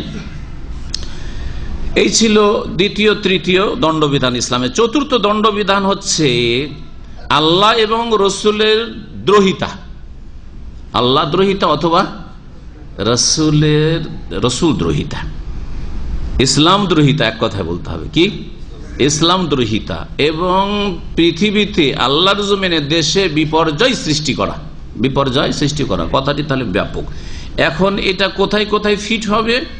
শাসকগণ ওলামাদের সাহায্যে, জি, এবং ফুকাহায়ে কেরামদের যেসব ফতোয়া রয়েছে আয়াত এবং হাদিসের ভিত্তিতে, তার ভিত্তিতে সিদ্ধান্ত নেবে, বাস্তবায়ন করবে। এই মর্মে আয়াত সূরা মায়েদার আয়াত নম্বর 33 আল্লাহ পাক বলছেন, ইন্নামা জাযাউল্লাযিনা ইউহারিবুনা আল্লাহ ওয়া রাসূলাহু ওয়া ইয়াসআউনা ফিল আরদি ফাসাদান আন ইউকাত্তালু আও ইউসাল্লাবু আও তুকাত্তা আইদিহিম ওয়া আরজুলুহুম মিন খিলাফিন আও ইউনফাউ মিনাল আরদ যালিকা লাহুম খিজয়ুন ফিদ দুনিয়া ওয়া লাহুম ফিল আখিরাতি আযাবুন আযীম। আল্লাহ পাক বলছেন যে নিঃসন্দেহে ওই সব লোকদের বদলা বা শাস্তি, আল্লাযিনা ইউহারিবুনা আল্লাহ ওয়া রাসূলাহু, যারা আল্লাহ এবং রাসূলের বিরুদ্ধে বিদ্রোহ ঘোষণা করে, ইসলাম দ্রোহী যারা, আল্লাহর বিরুদ্ধে বিদ্রোহ ঘোষণা অথবা রাসূলের বিরুদ্ধে, মানে আল্লাহ এবং রাসূলের আদেশ নিষেধের বিরুদ্ধে কি করে? বিদ্রোহ ঘোষণা করে। এই একটি অপরাধ। ওয়া ইয়াসআউনা ফিল আরদি ফাসাদান, এবং পৃথিবীতে তারা বিপর্যয় সৃষ্টি করে বেড়ায়, ফাসাদ সৃষ্টি করে বেড়ায়, পৃথিবীতে জমিনে বিপর্যয় সৃষ্টি করে বেড়ায়। বিপর্যয় সৃষ্টি করা এমন নয় যে কেউ একটা ছোটখাটো অপরাধ করলো সেটাও তো একটা ফাসাদ, ধরেন কোথাও ঝগড়া করলো, মারামারি করলো, এইরকম নয়, বড় ধরনের ফাসাদ, যাতে দেশের ক্ষতি রয়েছে, সমাজের ক্ষতি রয়েছে, মুসলিম উম্মার ক্ষতি রয়েছে, ইসলামের ক্ষতি রয়েছে, এই রকমের ফাসাদ সৃষ্টিকারী। যেমন প্রথম আল্লাহ এবং রসুলের বিরুদ্ধাচরণকারী হচ্ছে মুরতাদ, ইসলাম বিমুখ, এক। দুই নম্বর হচ্ছে মুসলিম শাসক, ইমামুল মুসলিমিন, ইসলামী আইনের বাস্তবায়ন হচ্ছে সৌদি আরবে, আর তারপরে দেশের বিরুদ্ধে কাজ করে, দেশের যারা শত্রু তাদের স্বার্থে তাদের খেদমত করে, তাদের পক্ষ থেকে গোয়েন্দাগিরি করে, এদের শাস্তি, এদের শাস্তি। কিছুদিন আগে যে শাস্তি হইল, যারা দেশের দুশ্মন, সৌদি আরবের দুশ্মন, এখানকার শান্তিকে বিঘ্নিত করতে চায়, এখানে অস্ত্র নিয়ে এসে এখানে বিপর্যয় সৃষ্টি করতে চায়, এদের শাস্তি। যেই শাস্তিটিকে ফোকাহাদের ভাষা বলে হাদ্দুল হেরাবা, হাদ্দুল হেরাবা, ইসলাম দ্রোহিতার দণ্ডবিধান, ইসলাম দ্রোহিতার দণ্ডবিধান। এইরকমই যারা ডাকাত, ডাকাতের শাস্তি। আমাদের সমাজে অনেক ডাকাত আছে, চুরি করানো, ওর চোর নয়, ডাকাত। অস্ত্র দেখিয়ে তারা কি করে? বাড়ি থেকে ধন সম্পদ লুটপাট করে নিয়ে যায়, ডাকাতি করে নিয়ে যায়, অথবা রাস্তাঘাট থেকে ছিনতাই করে নিয়ে যায়, দোকানপাট থেকে লুটপাট করে ছিনতাই করে নিয়ে যায়, এরা ওয়াসআউনা ফিল আরদি, এরা হচ্ছে ফাসাদ সৃষ্টিকারী, এরা এই ওয়াসআউনা ফিল আরদি ফাসাদানের অন্তর্ভুক্ত। তাহলে বলা যেতে পারে যে ডাকাতের শাস্তি হচ্ছে এটি, যে শাস্তিগুলি আসছে। কি শাস্তি তাদের? কয়েকটি শাস্তির কথা আল্লাহ পাক বললেন। আইয়ুকাত্তালু, তাদের শাস্তি হচ্ছে আইয়ুকাত্তালু, তাদেরকে হত্যা করা হবে। আও ইউসাল্লাবু, তাদেরকে শুলে চড়ানো হবে, জি শুলি দেওয়া হবে। আও তুকাত্তা আইদিহিম ওয়া আরজুলুহুম মিন খিলাফ, অথবা তাদের হাত পাগুলি উল্টো করে কাটা হবে। ডান হাত কাটলে বাম পা কাটবে, অথবা বাম হাত কাটলে ডান পা কাটবে, বাম হাত যদি কাটে তাহলে ডান পা কাটবে, এইভাবে মিন খিলাফি, উল্টো পাল্টা করে হাত কাটা, এটা একটি শাস্তি। আও ইউনফাউ মিনাল আরদে, অথবা দেশ থেকে তাদেরকে নির্বাসিত করা হবে। কয়টি শাস্তির কথা উল্লেখ করা হইল? চারটি। হয় তাদেরকে শুধু হত্যা করা হবে, অথবা শুলিতে চড়িয়ে হত্যা করা হবে, আর একটু বেশি শাস্তি দাও, আর না হলে হাত পা কেটে না হবে, বেঁচে থাকবে কিন্তু হাত পা উল্টো করে কাটা হবে, আর না হলে দেশ থেকে নির্বাসিত করে তাড়িয়ে দেওয়া হবে। চারটি। যালিকা লাহুম খিজিয়ুন ফিদ দুনিয়া, আল্লাহ পাক বলছেন যে এগুলি হচ্ছে তাদের জন্য ইহ জগতে লাঞ্ছনাকর শাস্তি। দুনিয়া থেকে একে বিদায় করা হয়েছে, মৃত্যুদণ্ড দেওয়া হয়েছে। কেন? এই ছিল আল্লাহ দ্রোহী, রসুল দ্রোহী, ইসলাম দ্রোহী, অথবা এই ছিল সন্ত্রাসী, এ ছিল খুনি, জি ইত্যাদি ইত্যাদি, এ ছিল ডাকাত। এটা হচ্ছে দুনিয়া লাঞ্ছনা। অথবা হাত পা কাটা আছে, লোকেরা দেখছে যে হাত পা কাটা, কেন? এই যে ডাকাতি করেছে সেজন্য সরকারের হাত আর পা কেটে নিয়েছে। অথবা জেলে রাখা হয়েছে, ইউনফাউ মিনাল আরদ, দেশ থেকে তাড়িয়ে দিলে তার বড় ডাকাত হয়ে আবার ফিরবে দেশে, কোনদিন ফিরলে তো সুতরাং জেলে যদি রাখা, কেন অমুক এতদিন জেলে আছে? কারণ বড় ডাকাত, সেই জন্য। ইউনফাউ মিনাল আরদ যালিকা লাহুম খিজিয়ুন ফিদ দুনিয়া, এই হচ্ছে তাদের জন্য দুনিয়ার লাঞ্ছনাকর শাস্তি, দুনিয়ার লাঞ্ছনা, দুনিয়ার আযাব হালকা। ওয়ালাহুম ফিল আখিরাতি আযাবুন আযীম, আর এইরকম অপরাধীদের জন্য পরকালে মহাশাস্তি রয়েছে, মহাশাস্তি রয়েছে। এখন আল্লাহ পাক চারটি শাস্তি বললেন, এই চারটি শাস্তির কোনটা দেবেন? এই ক্ষেত্রে ফোকাহাদের দুটি মত রয়েছে, ফোকাহাদের দুটি মত রয়েছে। তার মধ্যে যেটা সবচেয়ে বেশি সহি সেটা হচ্ছে যে দেশের যে মুসলিম সরকার সে সিদ্ধান্ত নেবে, মুসলিম সরকার খলিফাতুল মুসলিমিন, ইমামুল মুসলিম, মুসলিমদের শাসক সিদ্ধান্ত নেবেন যে এই অপরাধীর জন্য কোন ধরনের শাস্তি দিলে তাকে সংশোধন করা যাবে, বা তার অনিষ্ট থেকে হয়তো মৃত্যুদণ্ড দেওয়া হইলো, তো তার যে গেল সংশোধন আর কি, কিন্তু মৃত্যুদণ্ড দেওয়ায় দেশে শান্তি প্রতিষ্ঠা হইল, অন্যরা তার অনিষ্ট থেকে রক্ষা পেল। ডাকাত একই স্তরের নাই, ডাকাতদের নেতা গোটা দেশের সবচেয়ে বড় ডাকাত, তার শাস্তি, আর একটা 1 মাস 2 মাস ডাকাতি করতে শুরু করেছে, 1-2টা কেসে ডাকাতিতে ধরা পড়েছে, দুটো সমান। তাহলে সরকারের অধিকার রয়েছে যে 2 ডাকাতের শাস্তিতে পার্থক্য করবে, কাউকে মৃত্যুদণ্ড দেবে আর কারো হাত পা কাটবে অথবা জেল দেবে, এই অধিকার রয়েছে। বা দেশ থেকে নির্বাসিত করবে, দেশের ন্যাশনালিটি ক্যান্সেল করে দেবে, নির্বাসনকে ধরে আজকাল করতে পারেন, আজকালকার ভাষায় বলতে পারেন যে ন্যাশনালিটি ক্যান্সেল করে দেওয়া, বলা যেতে পারে। এটি হচ্ছে সবচেয়ে সঠিক মত যে মুসলিম শাসক আল্লাহর সন্তুষ্টির উদ্দেশ্যে ইসলামী আইনের বাস্তবায়ন করবেন, এবং দেখবেন যে এই অপরাধীর ক্ষেত্রে 4টি শাস্তির কোনটি শাস্তি দিলে জনগণের তাতে কল্যাণ রয়েছে, দেশের কল্যাণ রয়েছে, মুসলিম সমাজের কল্যাণ রয়েছে, এবং এর সংশোধন করা যেতে পারে বা এর অনিষ্টকে রক্ষা করা যেতে পারে, এইভাবে করবে। এটা হচ্ছে সঠিক মত।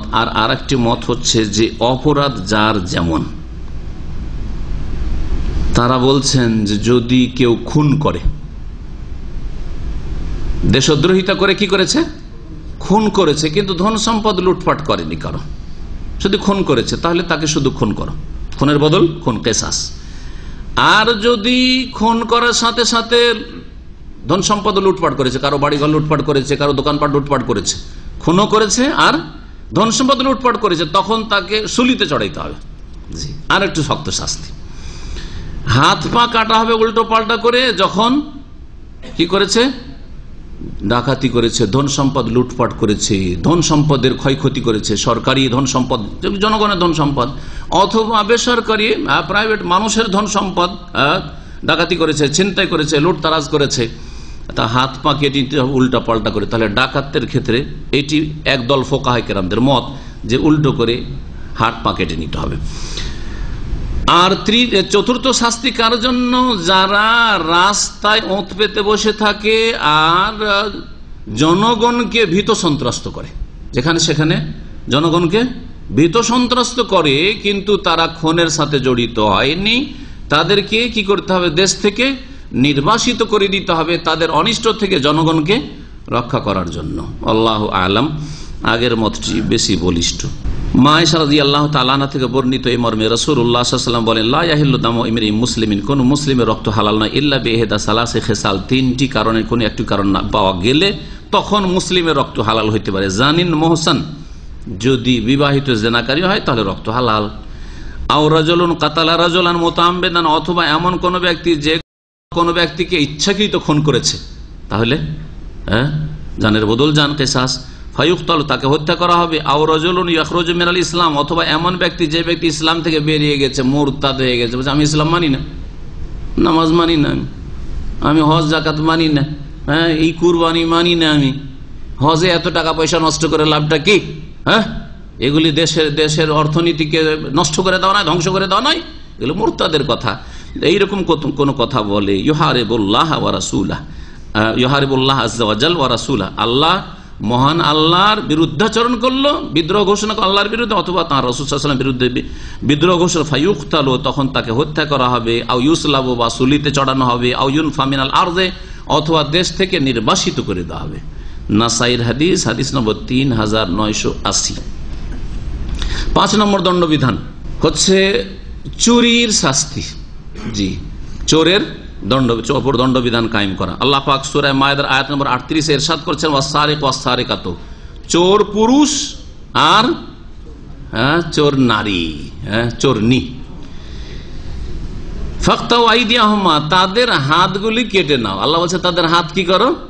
তাদের উভয়ের হাত কেটে না, একটা করে হাত কাটা যাবে, দুইটা নয়, আর হাত পা নয়, একটা হাত। একবার চুরি করলে এক হাত, আরেকবার চুরি করলে এক পা, আরেকবার চুরি করলে আর এক হাত, তো চতুর্থবার চুরি করলে আর এক পা, এইভাবে তাদের হাতগুলি কেটে নাও। জাযাম বিমা কাসাবা, তাদের কৃতকর্মের কারণে বদলা স্বরূপ, প্রতিদান স্বরূপ, শাস্তি স্বরূপ। নাকালাম মিনাল্লাহ, এটি আল্লাহর পক্ষ থেকে শাস্তি, তাদেরকে সতর্ক সাবধান করার উদ্দেশ্যে, তাদেরকে সংশোধন করে ফিরিয়ে নেওয়ার উদ্দেশ্যে। নাকাল মানে ফিরিয়ে নেওয়া, নাকাল আনকাল মানে ফিরে যাওয়া, যাতে করে এই শাস্তি পেয়ে একটা হাত কাটা গেলে আর জীবনে চুরি না করে। নাকাল মিনাল্লাহ, আল্লাহু আজিজুন হাকিম, আল্লাহ মহাপরাক্রান্ত আর বিজ্ঞানময় তিনি। সুতরাং তার দণ্ডবিধানে কি রয়েছে? বিজ্ঞান রয়েছে, সায়েন্টিফিক, অযৌক্তিক নয়, বর্বরতা নয়। এতে রয়েছে মানবতার কল্যাণ, এতে রয়েছে ইনসানিয়াতের জন্য খায়ের ভালাই। আবু হুরায়রা রাদিয়াল্লাহু তাআলা আনহু থেকে বর্ণিত, নবী করিম সাল্লাল্লাহু আলাইহি ওয়াসাল্লাম বলেন, লানাল্লাহু সারিকা, আল্লাহ অভিসম্পাত করুন চোরের ওপর, ইয়াসরিকুল বাইদা, যে প্রথম ডিম চুরি করে। প্রথম চোর চুরি করা শুরু করে কি দিয়ে? ডিম চুরি করে। আমাদের এলাকায় প্রথম আমি চোর দেখেছিলাম, আমাদের গ্রামে চোর, সে কি করেছিল, রান্না করা আছে, গোস্ত টোস্ত রান্না করে রাত্রে রেখেছে, সন্ধ্যাবেলা সাহারি খাবে, ভোর রাতে খাবে, আর বাড়ি থেকে হাঁড়ি টাড়ি সব চুরি করে নিয়ে পালিয়ে গেছে, মাঠে গিয়ে খেয়েছে। প্রথম ওই চুরি শুরু হলো। 2 নম্বরে কার বাড়ি থেকে ধান চুরি করলো, 3 নম্বরে কার বাড়ি থেকে মহিষ চুরি করলো, গরু চুরি করলো, এইভাবে বড় চোর হয়েছে। জি, তো চোর, নবী সাল্লাল্লাহু আলাইহি ওয়াসাল্লাম বলছেন ওই চোরের আল্লাহ লানত করুক যেই চোর কি ডিম চুরি করে হাত কাটা যায়। মানে ডিম চুরি করতে করতে বা বেশি করে ডিম চুরি করলো, আরে যদি ডিমের আপনার যে বড় বড় দোকানগুলি হোলসেল, ওখান থেকে ডিম চুরি করতে চোরের হাত কাটা যাবে না? 2-4 পয়সা, অল্প কিছু পয়সা, 10, 20, 25 টাকা হয়তো চুরি করলে হাত কাটা যাবে না, কিন্তু একটা নির্দিষ্ট পরিমাণ রয়েছে, যেটা রোবদেনার, যেটা এখন বয়ান করছি না, ফিকহি মাসলা মাসাইল, সেই পরিমাণ যখন পৌঁছে যাবে তখন কাজী, মুসলিম কাজী, মুসলিম শাসক ফয়সালা করবেন যে এর হাত কাটা ফরজ হয়ে গেছে। ফাতুক্তায়াদু, যার কারণে ডিম চুরি করার কারণে হাত কাটা যায়। কেউ কেউ বলেছেন, ইমাম আমাস প্রখ্যাত তাবি, তিনি বলছেন এখানে বাইজা বলতে শরীরে যে বর্ম হয় আর মাথায় লোহার টুপি হয়, ওই মাথার লোহার টুপিটাকে বলা হয় বাইজা বলা হয়, সেটা বোঝানো হয়েছে, সেটা দামি হয়। তো ওইটা চুরি করার কারণে হয়তো হাত কাটা গেল। ওর এইরকম মানে ক্ষুদ্র জিনিস চুরি করে হাতটাই গেল তার, এইরকম চোরের আল্লাহ লানত হোক। নবী সাল্লাল্লাহু আলাইহি ওয়াসাল্লাম বলছেন ওয়াসরিকুল হাবলা, রশি চুরি করে।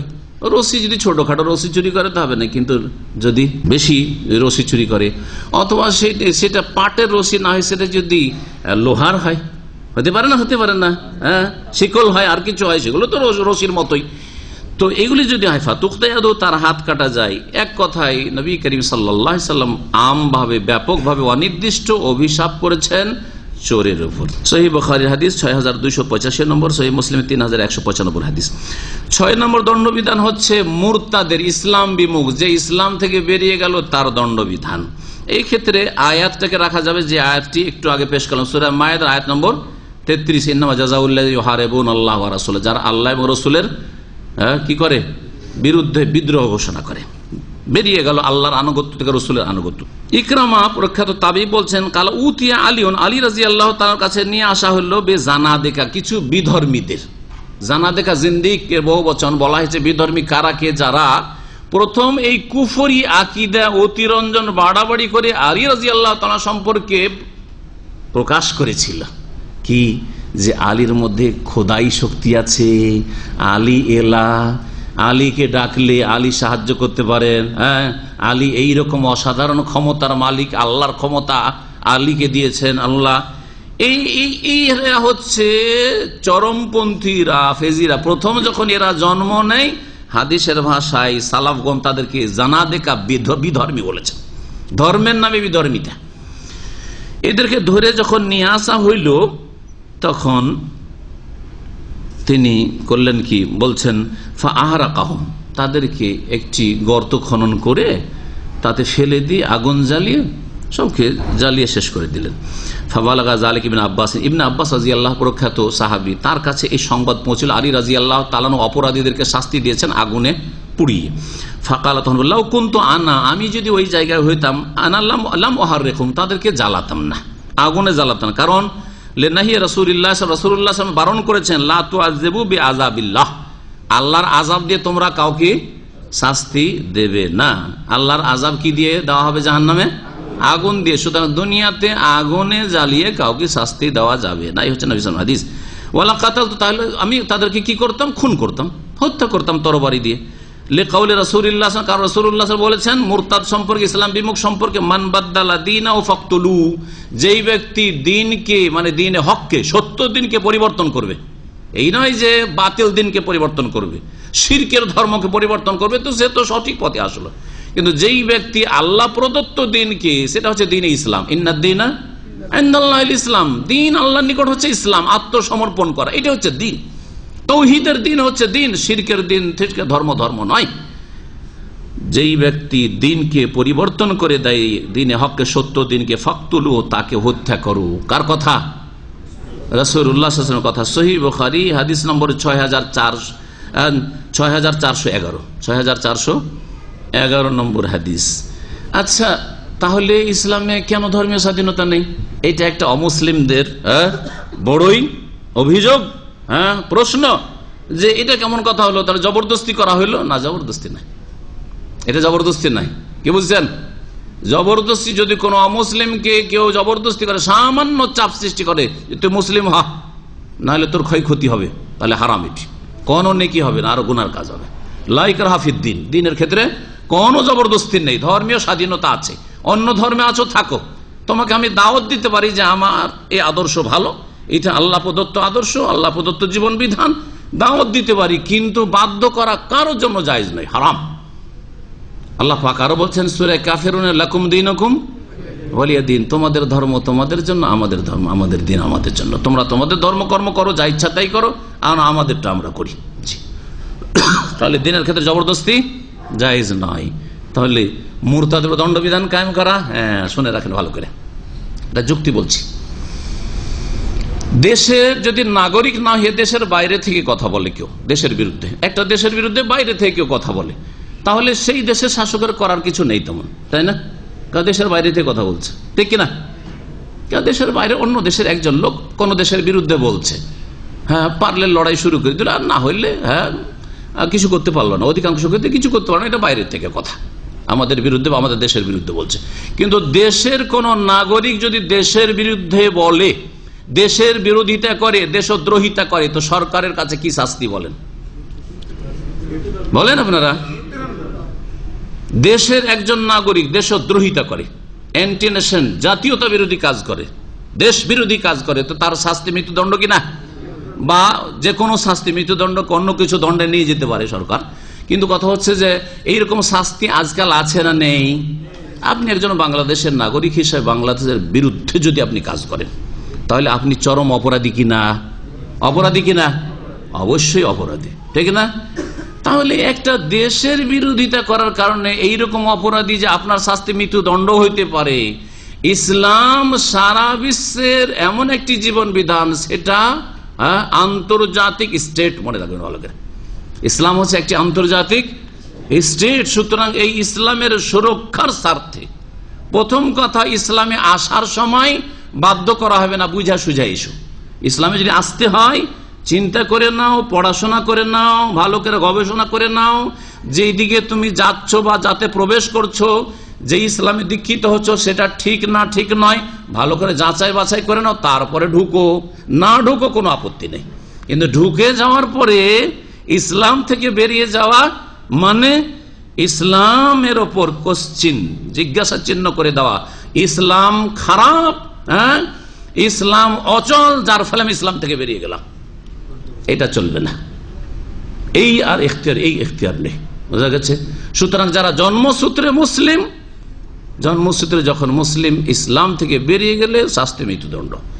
যারা ইসলাম গ্রহণ করলো, গ্রহণ করার পরে বেরিয়ে যাবে, ঢুকবে আর বেরোবে, ঢুকবে আর বেরোবে, খেলতামাশা বানিয়ে নেবে আল্লাহর সত্য দিনকে, এই অবকাশ আল্লাহর পক্ষ থেকে দেওয়া হয়নি। সুতরাং ইসলামে মুরতাদের শাস্তি হচ্ছে মৃত্যুদণ্ড, এবং এটা যদি কেউ অস্বীকার করে সেটা গুমরাহি। কেউ যদি বলে ইসলামে মৃত্যুদণ্ড নেই, মুরতাদের, এটি গুমরাহি একটি, এবং এটি দুর্বলতা।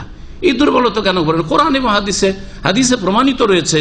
সুতরাং আপনি রাসূলুল্লাহ সাল্লাল্লাহু আলাইহি ওয়াসাল্লামের হাদিসকে কারো ভয়ে, কারো চাপে বলেন না না না না, এটা স্বীকৃত নয়, এটাতে একমত নয় লোকেরা, এইরকম গুমরাহি কথা যেন কারো কাছ থেকে না শোনা যায়, আর শোনা যায় তো জানবেন যে তার এটি ভ্রষ্টতা, গুমরাহি। এই মর্মে আরো হাদিস আছে, আমি সময় শেষ হয়ে যাওয়ার কারণে এখানে ক্ষান্ত করলাম। সপ্তম দণ্ডবিধান হচ্ছে জেনা, ব্যভিচারের অপবাদ দেওয়ার দণ্ডবিধান। যদি অপবাদ দেয় আর সাক্ষী দ্বারা প্রমাণ না করতে পারে, তাহলে যারা এই অপবাদ দেবে তাদের ওপর কি হবে? মিথ্যা অপবাদের জন্য দণ্ডবিধান কায়েম করা হবে। আল্লাহ পাক কোরআনে কারীমে সূরা নূরের আয়াত নম্বর 4 ইরশাদ করেছে, ওয়াল্লাযীনা ইয়ারমুনাল মুহসানাত, ওই সব লোকেরা যারা সতী সাধ্বী নারীদের ওপর মিথ্যা অপবাদ দেয় ব্যভিচারের। নারীদের কথা বিশেষভাবে কেন উল্লেখ করা হয়েছে? সাধারণত নারীদের ওপরই অপবাদ দেওয়ার সাহসটা করে, কিন্তু পুরুষের ওপরে যদি অপবাদ দেয় তবু এই শাস্তি। তারপরে 4 সাক্ষী নিয়ে আসতে পারলো না, অপবাদ তো দিল যে অমুক জেনায় লিপ্ত হয়েছে, অমুকে জেনা করতে দেখেছি, তারপরে 4 জন সাক্ষী হাজির করতে পারলো না, ফাজলিদুহুম সামানিনা জালদা, তাহলে ওই যে 1 জন 2 জন বা 3 জন অপবাদ দিয়েছে আর 4 জন সাক্ষী পুরা করতে পারলো, তাদেরকে 80টি করে বেত্রাঘাত করো, আল্লাহ বলছেন। ফাজলিদুহুম সামানিনা জালদা। মা আয়েশা রাদিয়াল্লাহু তাআলা আনহা বলছেন, মা আয়েশার উপর মুনাফিকরা, হ্যাঁ, মুখ্য ভূমিকা মুনাফিক পালন করেছে আব্দুল্লাহ বিন উবাই লানাহুল্লাহ, আর তার সাথে কিছু মুসলিমরাও 2-1 জন 3 জন বিভ্রান্তির শিকার হয়েছিল, হ্যাঁ, ভুল বুঝে নিয়েছিল, যার ফলে তাতে হ্যাঁ হ্যাঁ করে দিয়েছিল যে কিছু রটে কিছু বটে। কিছু বোকা লোক এরকম আছে, আরে কিছু রটে কিছু বটে, বলে না বলে না। আরে যখন একটু যখন আওয়াজ, যখন গন্ধ পাওয়া গেছে, তখন একটু কিছু হয়েছে হয়তো, তাই না? এগুলি কথা সব সময় ঠিক হয় না। আয়েশা রাদিয়াল্লাহু তাআলা আনহা বলছেন যে লাম্মা নাযালা উজরি, যখন আমার ওজর আল্লাহ আসমান থেকে নাজিল করলেন যে আমি দোষ মুক্ত, আমি সতী সাধ্যী, সূরা নূরে আল্লাহ পাক বেশ কিছু আয়াত নাজিল করলেন। তো আমার নবী সাল্লাল্লাহু মেম্বারে, তখন মেম্বারের উপর চড়ে রাসূলুল্লাহ সাল্লাল্লাহু আলাইহি ওয়াসাল্লাম ফাযাকারা যালিকা, এই বিষয়টি উল্লেখ করলেন। ওয়া তাআলা ইয়ানিল কুতানিল কোরআন, কোরআনে কারীম ওই আয়াতগুলি পাঠ করলেন। ইন্নাল্লাযিনা জাউ বিল ইফকি উসবাতুম মিনকুম লা তাহসাবুহু শাররাল লাকুম ইলা আখিরি পাঠ করলেন। ফালাম্মা নাযালা মিনাল মিম্বারি, মেম্বার থেকে যখন নামলেন, আমারা বিররাজুলাইনি ওয়াল মারআ, দুইজন পুরুষ আর একজন মহিলা সম্পর্কে নির্দেশ দিলেন যে এই তিনজনে মিথ্যা অপবাদ দিয়েছে আয়েশার ওপর। ফাযরিবু হাদ্দাহুম, তাদেরকে মিথ্যা অপবাদের দণ্ডবিধান বা হদ তাদের উপর কায়েম করা হলো। আবু দাউদের হাদিস, হাদিস নম্বর 3880, তিরমিজিতেও রয়েছে এবং হাদিসটি হাসান। 8 নম্বর দণ্ডবিধান হচ্ছে মদ পানের দণ্ডবিধান। মদ পানের দণ্ডবিধান। সাহেব বিন ইয়াজিদ বলছেন, কুন্না নুতাবিশ শারিবে আলা হাদি রাসূলিল্লাহ সাল্লাল্লাহু আলাইহি ওয়াসাল্লাম, আমাদের কাছে মদ পানকারীকে নিয়ে আসা হয়তো রাসূলুল্লাহ সাল্লাল্লাহু আলাইহি ওয়াসাল্লাম আমলে, ওমরাতে আবি বকর আর আবু বকরের আমলে, ওয়াসাদরা মিন খিলাফাতে উমর, উমর রাদিয়াল্লাহু তাআলা খিলাফতের শুরু জামানায়। ফানাকুমু ইলাইহি, তখন আমরা তাকে মার দিতাম বিআইদিনা, কেউ হাত দ্বারা মারতাম, ওয়া নিয়ালানা, কেউ জুতা স্যান্ডেল দিয়ে মারতাম, ওয়ারদিয়াতানে, কেউ নিজের চাদর দিয়ে মারতাম। চাদর দিয়ে মারা যায় কেমন করে? পেঁচিয়ে দিয়ে, পেঁচিয়ে দিয়ে, বুঝছেন? মাশাআল্লাহ, এই করে মারতাম আমরা। হাত্তা কান আখির ইমরাতে উমর, এমনকি উমর রাদিয়াল্লাহু তাআলা আনহুর শেষ আমল চলে আসলো, আর বেশ কিছু লোকেরা মদ পান করা শুরু করলো। ফাজালাদ আরবাইন, প্রথম দিকে 40 মারলেন, 40টি বেত্রাঘাত করলেন। আর একটি হাদিস রয়েছে আবু বকর রাদিয়াল্লাহু তাআলা আনহু 40 মেরেছেন, সহিহ বুখারীতে হাদিস রয়েছে। 40টি করে বেত্রাঘাত করলেন। হাত্তা ইজা আতাও, তারপরও দেখছে না 40টি বেত খেয়েও সতর্ক সাবধান, আবার মদ খাওয়া। তখন কি করলেন? ওয়াফাসাক, আর বেশি বাড়াবাড়ি যখন শুরু করলো, জালাদা সামানিন, তখন 80টি করে বেত্রাঘাত করলেন। তাহলে মদখোরকে 40 কোড়া লাগানো যেতে পারে, যেটা আবু বকরের জামানায় হয়েছে, ওমরের প্রথম জামানায় হয়েছে।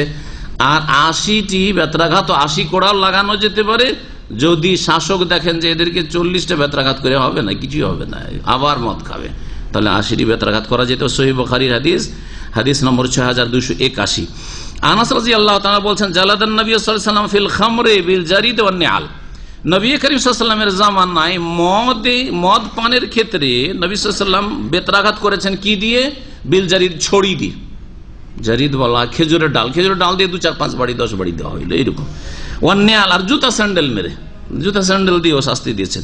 ওয়া জালাদ আবু বকরিন আরবাইন, কিন্তু আবু বকর রাদিয়াল্লাহু তার জামানায় 40টি বেত্রাঘাত করেছেন। সহিহ বুখারী 6278 নম্বর হাদিস। আনাস রাদিয়াল্লাহু তাআলা নর হাদিস শুনাইলাম। আলী ইবনে আবি তালেবের একটি হাদিস দিয়ে শেষ করি, বলছেন যে মা কুনতু লিউকিম হাদ্দানা আলা হাদিন ফায়ামুত, আমি কোন ব্যক্তির ওপর যদি দণ্ডবিধান কায়েম করি আর সে যদি মারা যায়, তাহলে আমার মনে কোন রকমের দ্বিধা দ্বন্দ্ব নেই। দণ্ডবিধান কায়েম করে জেনার শাস্তি কায়েম করলাম আর মারা গেল, বেত্রাঘাত করলে 100টি মারা গেল, কোনো অসুবিধা নেই। হ্যাঁ, এইরকমই মিথ্যা অপবাদ দিয়েছে জেনার আর 80 কোড়া লাগানো হলো, মারা গেল, কোনো অসুবিধা নেই। ইল্লা সাহেবাল খামর, তবে মদখোরকে যদি আমি মারি 40 কোড়া বা 80 কোড়া আর মারা, ফাইন্নাহু লাউ মাতা, যদি মারা যায়, ওয়াদাইতুহু, তাহলে তার আমি রক্তপণ দিয়ে দেবো, দিয়াত দিয়ে দেবো। কারণ নবী করিম সাল্লাল্লাহু আলাইহি ওয়াসাল্লাম জামানায় এভাবে 40 কোড়া বা 80 কোড়া মারা হইতো না, পরে খোলাফায়ে রাশেদিনরা শুরু করেছেন। ওয়াজালিকা, কারণ আন্না রাসূলুল্লাহ সাল্লাল্লাহু আলাইহি ওয়াসাল্লাম ইয়াসুন্নাহু, রাসূলুল্লাহ সাল্লাল্লাহু আলাইহি ওয়াসাল্লামের এইটি সুন্নাত নয়, খোলাফায়ে রাশেদিনের সুন্নাত। এই জন্য সতর্কতামূলক, লোকটি যদি মারা যায়, মদ পান করেছিল আর তার জন্য 40 কোড়া বা 80টি কোড়া মারার জন্য, তাহলে আমি তার দিয়ে দিব। সহিহ বুখারী 6280 নম্বর হাদিস। শেষখানে একটি কথা বলে শেষ করে, সেটা হচ্ছে যে দণ্ডবিধান যদি কার ওপর দুনিয়াতে কায়েম করা হয়, তো আখিরাতে শাস্তি হবে কি? প্রশ্ন আপনাদেরকে। দুনিয়াতে একজন চোর চুরি করেছিল, হাত কাটা হয়েছে। একবার চুরি করেছিল, ধরা পড়েছে, হাত কাটা হয়েছে। হ্যাঁ, তারপরে আর চুরি করেনি। তাহলে কিয়ামতের দিনে ওই চুরি করার জন্য আবার শাস্তি দেওয়া হবে নাকি? একজন লোক জেনা করেছিল, অবিবাহিত, আর তাকে 100টি বেত্রাঘাত করা হয়েছে, তাহলে কি আবার কিয়ামতের দিনে ওই জেনার শাস্তি দেওয়া হবে নাকি? না, এক বাক্যে জি। তওবা করলে তো যে কোনো গুনাহ থেকে, শিরকের গুনাহ, আল্লাহ বেঁচে থাকা অবস্থায় যদি শিরকের গুনাহ থেকে তওবা, কবর মাজারে সেজদা করে, দুর্গা দরগাকে সেজদা করে কেউ যদি তওবা করে, তাও তো আল্লাহ মাফ করবেন। কিন্তু মনে রাখবেন, যদি দুনিয়ার শাস্তি কার ওপর কায়েম করে দেওয়া হয় দণ্ডবিধান, তাহলে আখিরাতে দ্বিতীয়বার আর ওই পাপের জন্য শাস্তি দেবেন না। যদি পরে আর অন্য কোনো জেনা, তোবা হচ্ছে যে আর জেনা করলো না, এটাই তোবা। এই জন্য তো বললাম যে যেই জেনার জন্য শাস্তি দেওয়া হয়েছে ওই জেনার জন্য আর আখিরাতে শাস্তি হবে না। তারপরে যদি আবার জেনা করে তাহলে তখন তার জন্য শাস্তি হবে যদি বিনা তওবায় মারা যায়। এই মর্মে উবাদা ইবনে সামিত রাদিয়াল্লাহু তাআলা আনহু থেকে লম্বা হাদিস রয়েছে, যার ওই অংশটুকু শুধু বলছি সময়ের স্বল্পতার জন্য। নবী সাল্লাল্লাহু আলাইহি ওয়াসাল্লাম বলছেন যে যারা আমার সাথে প্রতিশ্রুতি করলো যে তারা দ্বীনের বিধিবিধান মেনে চলবে, বায়াত শপথ নেওয়ার পরে বললেন, তো ফাজরুহু আলাল্লাহ, তার প্রতিদান আল্লাহর কাছে পাবে। ওমান আসাবা মিন যালিকা শাইআন, আর কেউ যদি কোনো অন্যায় পাপ করে, যেমন শিরক করে, চুরি করে, জেনা করে, খুন করে, এই ধরনের অপরাধগুলোর কথা উল্লেখ করা হয়েছিল। ফাউকিবা ফিদ দুনিয়া, অতঃপর তাকে দুনিয়াতেই যদি শাস্তি দিয়ে দেওয়া হয়, মানে দণ্ডবিধান কায়েম করে দেওয়া, ফাহুয়া কাফফারাতুল্লাহ, তাহলে তার জন্য কি হয়ে যাবে, সেই শাস্তি দণ্ডবিধানটি কি হয়ে যাবে, কাফফারা হয়ে যাবে, গুনহার মোচন হয়ে যাবে, আর আখিরাতে শাস্তি হবে না। এটা হচ্ছে আহলে সুন্নাত ওয়াল জামাতের আকীদা। ওমান আসাবা মিন যালিকা শাইআন, কিন্তু কেউ অপরাধ করলো আর আল্লাহ ঢেকে রেখে দিলেন, আর দণ্ডবিধান কায়েম করা, জেনার শাস্তি দেওয়া হইল না, চোরের শাস্তি দেওয়া হইল না, আল্লাহ ঢেকে রেখে দিলেন, তাহলে আল্লাহর মর্জি, ফাহুয়া ইলাল্লাহ, আল্লাহর ইচ্ছা, ইনশা আফা আনহু, আল্লাহ চাইলে তাকে ক্ষমা করবেন, ওয়া ইনশা আকাবাহু, আর আল্লাহ চাইলে তাকে শাস্তি দেবেন। ফাবায়ানাহু আলা যালিকা, এই বিষয়গুলি যখন উল্লেখ করে নবী করিম সাল্লাল্লাহু আলাইহি ওয়াসাল্লাম, আমরা এই কথাগুলির ওপর শপথ করলাম যে লা তুশরিকু বিল্লাহ, আল্লাহর সাথে শিরক করবে না, ওয়ালা তাসরিকু, চুরি করবে না, ওয়ালা তাজনু, জেনা করবে না, ওয়ালা তাকতুলু আওলা, তোমাদের ছেলে মেয়েদেরকে খুন করবে না, মিথ্যা অপবাদ দেবে না, ইত্যাদি ইত্যাদি, নেকির কাজে তোমরা নাফরমানি করবে না, ইত্যাদি। এখানে আলোচনা শেষ। সহিহ বুখারীর হাদিস নম্বর 17। আলোচনা যে দণ্ডবিধান সম্পর্কে করলাম, আশা করি বিস্তারিত মোটামুটি আলোচনা হয়েছে জনসাধারণের জানার জন্য, এবং যারা কি আল্লাহ পাক নেতৃত্ব দিয়েছেন তাদের জানার জন্য, যারা যেই স্তরে রয়েছেন আর যেই কাজগুলি তাদের ফরজ রয়েছে, আল্লাহ পাক যেন ফরজ ওয়াজিবের হেফাজতের তৌফিক দান করেন। আল্লাহ পাক মুসলিম শাসকদেরকে দ্বীনের বাস্তবায়নের পুরোপুরি তৌফিক দান করেন। কোরআন এবং হাদিসের দণ্ডবিধানের বাস্তবায়ন আল্লাহ পাক তৌফিক দান করেন। আল্লাহ পাক তাদের ভুল ভ্রান্তি গুনাহ খাতা যেন মাফ করে দেন, তাদের সংশোধন করার যেন তৌফিক দান করেন, নেকির কাজে তাদের আনুগত্য করা আমাদেরকে যেন তৌফিক দান করেন, গুনহার কাজের ক্ষেত্রে আল্লাহ পাক যেন সমস্ত রকমের অনিষ্ট থেকে আমাদেরকে বাঁচিয়ে রাখেন। আল্লাহ পাক আমাদের সকলকে জান্নাতের পথে রাখেন, জান্নাতুল ফিরদৌস দান করেন। ওয়া সাল্লাল্লাহু আলা নবিয়িনা মুহাম্মদ ওয়া আলা আলিহি ওয়া সাহবিহি আজমাইন।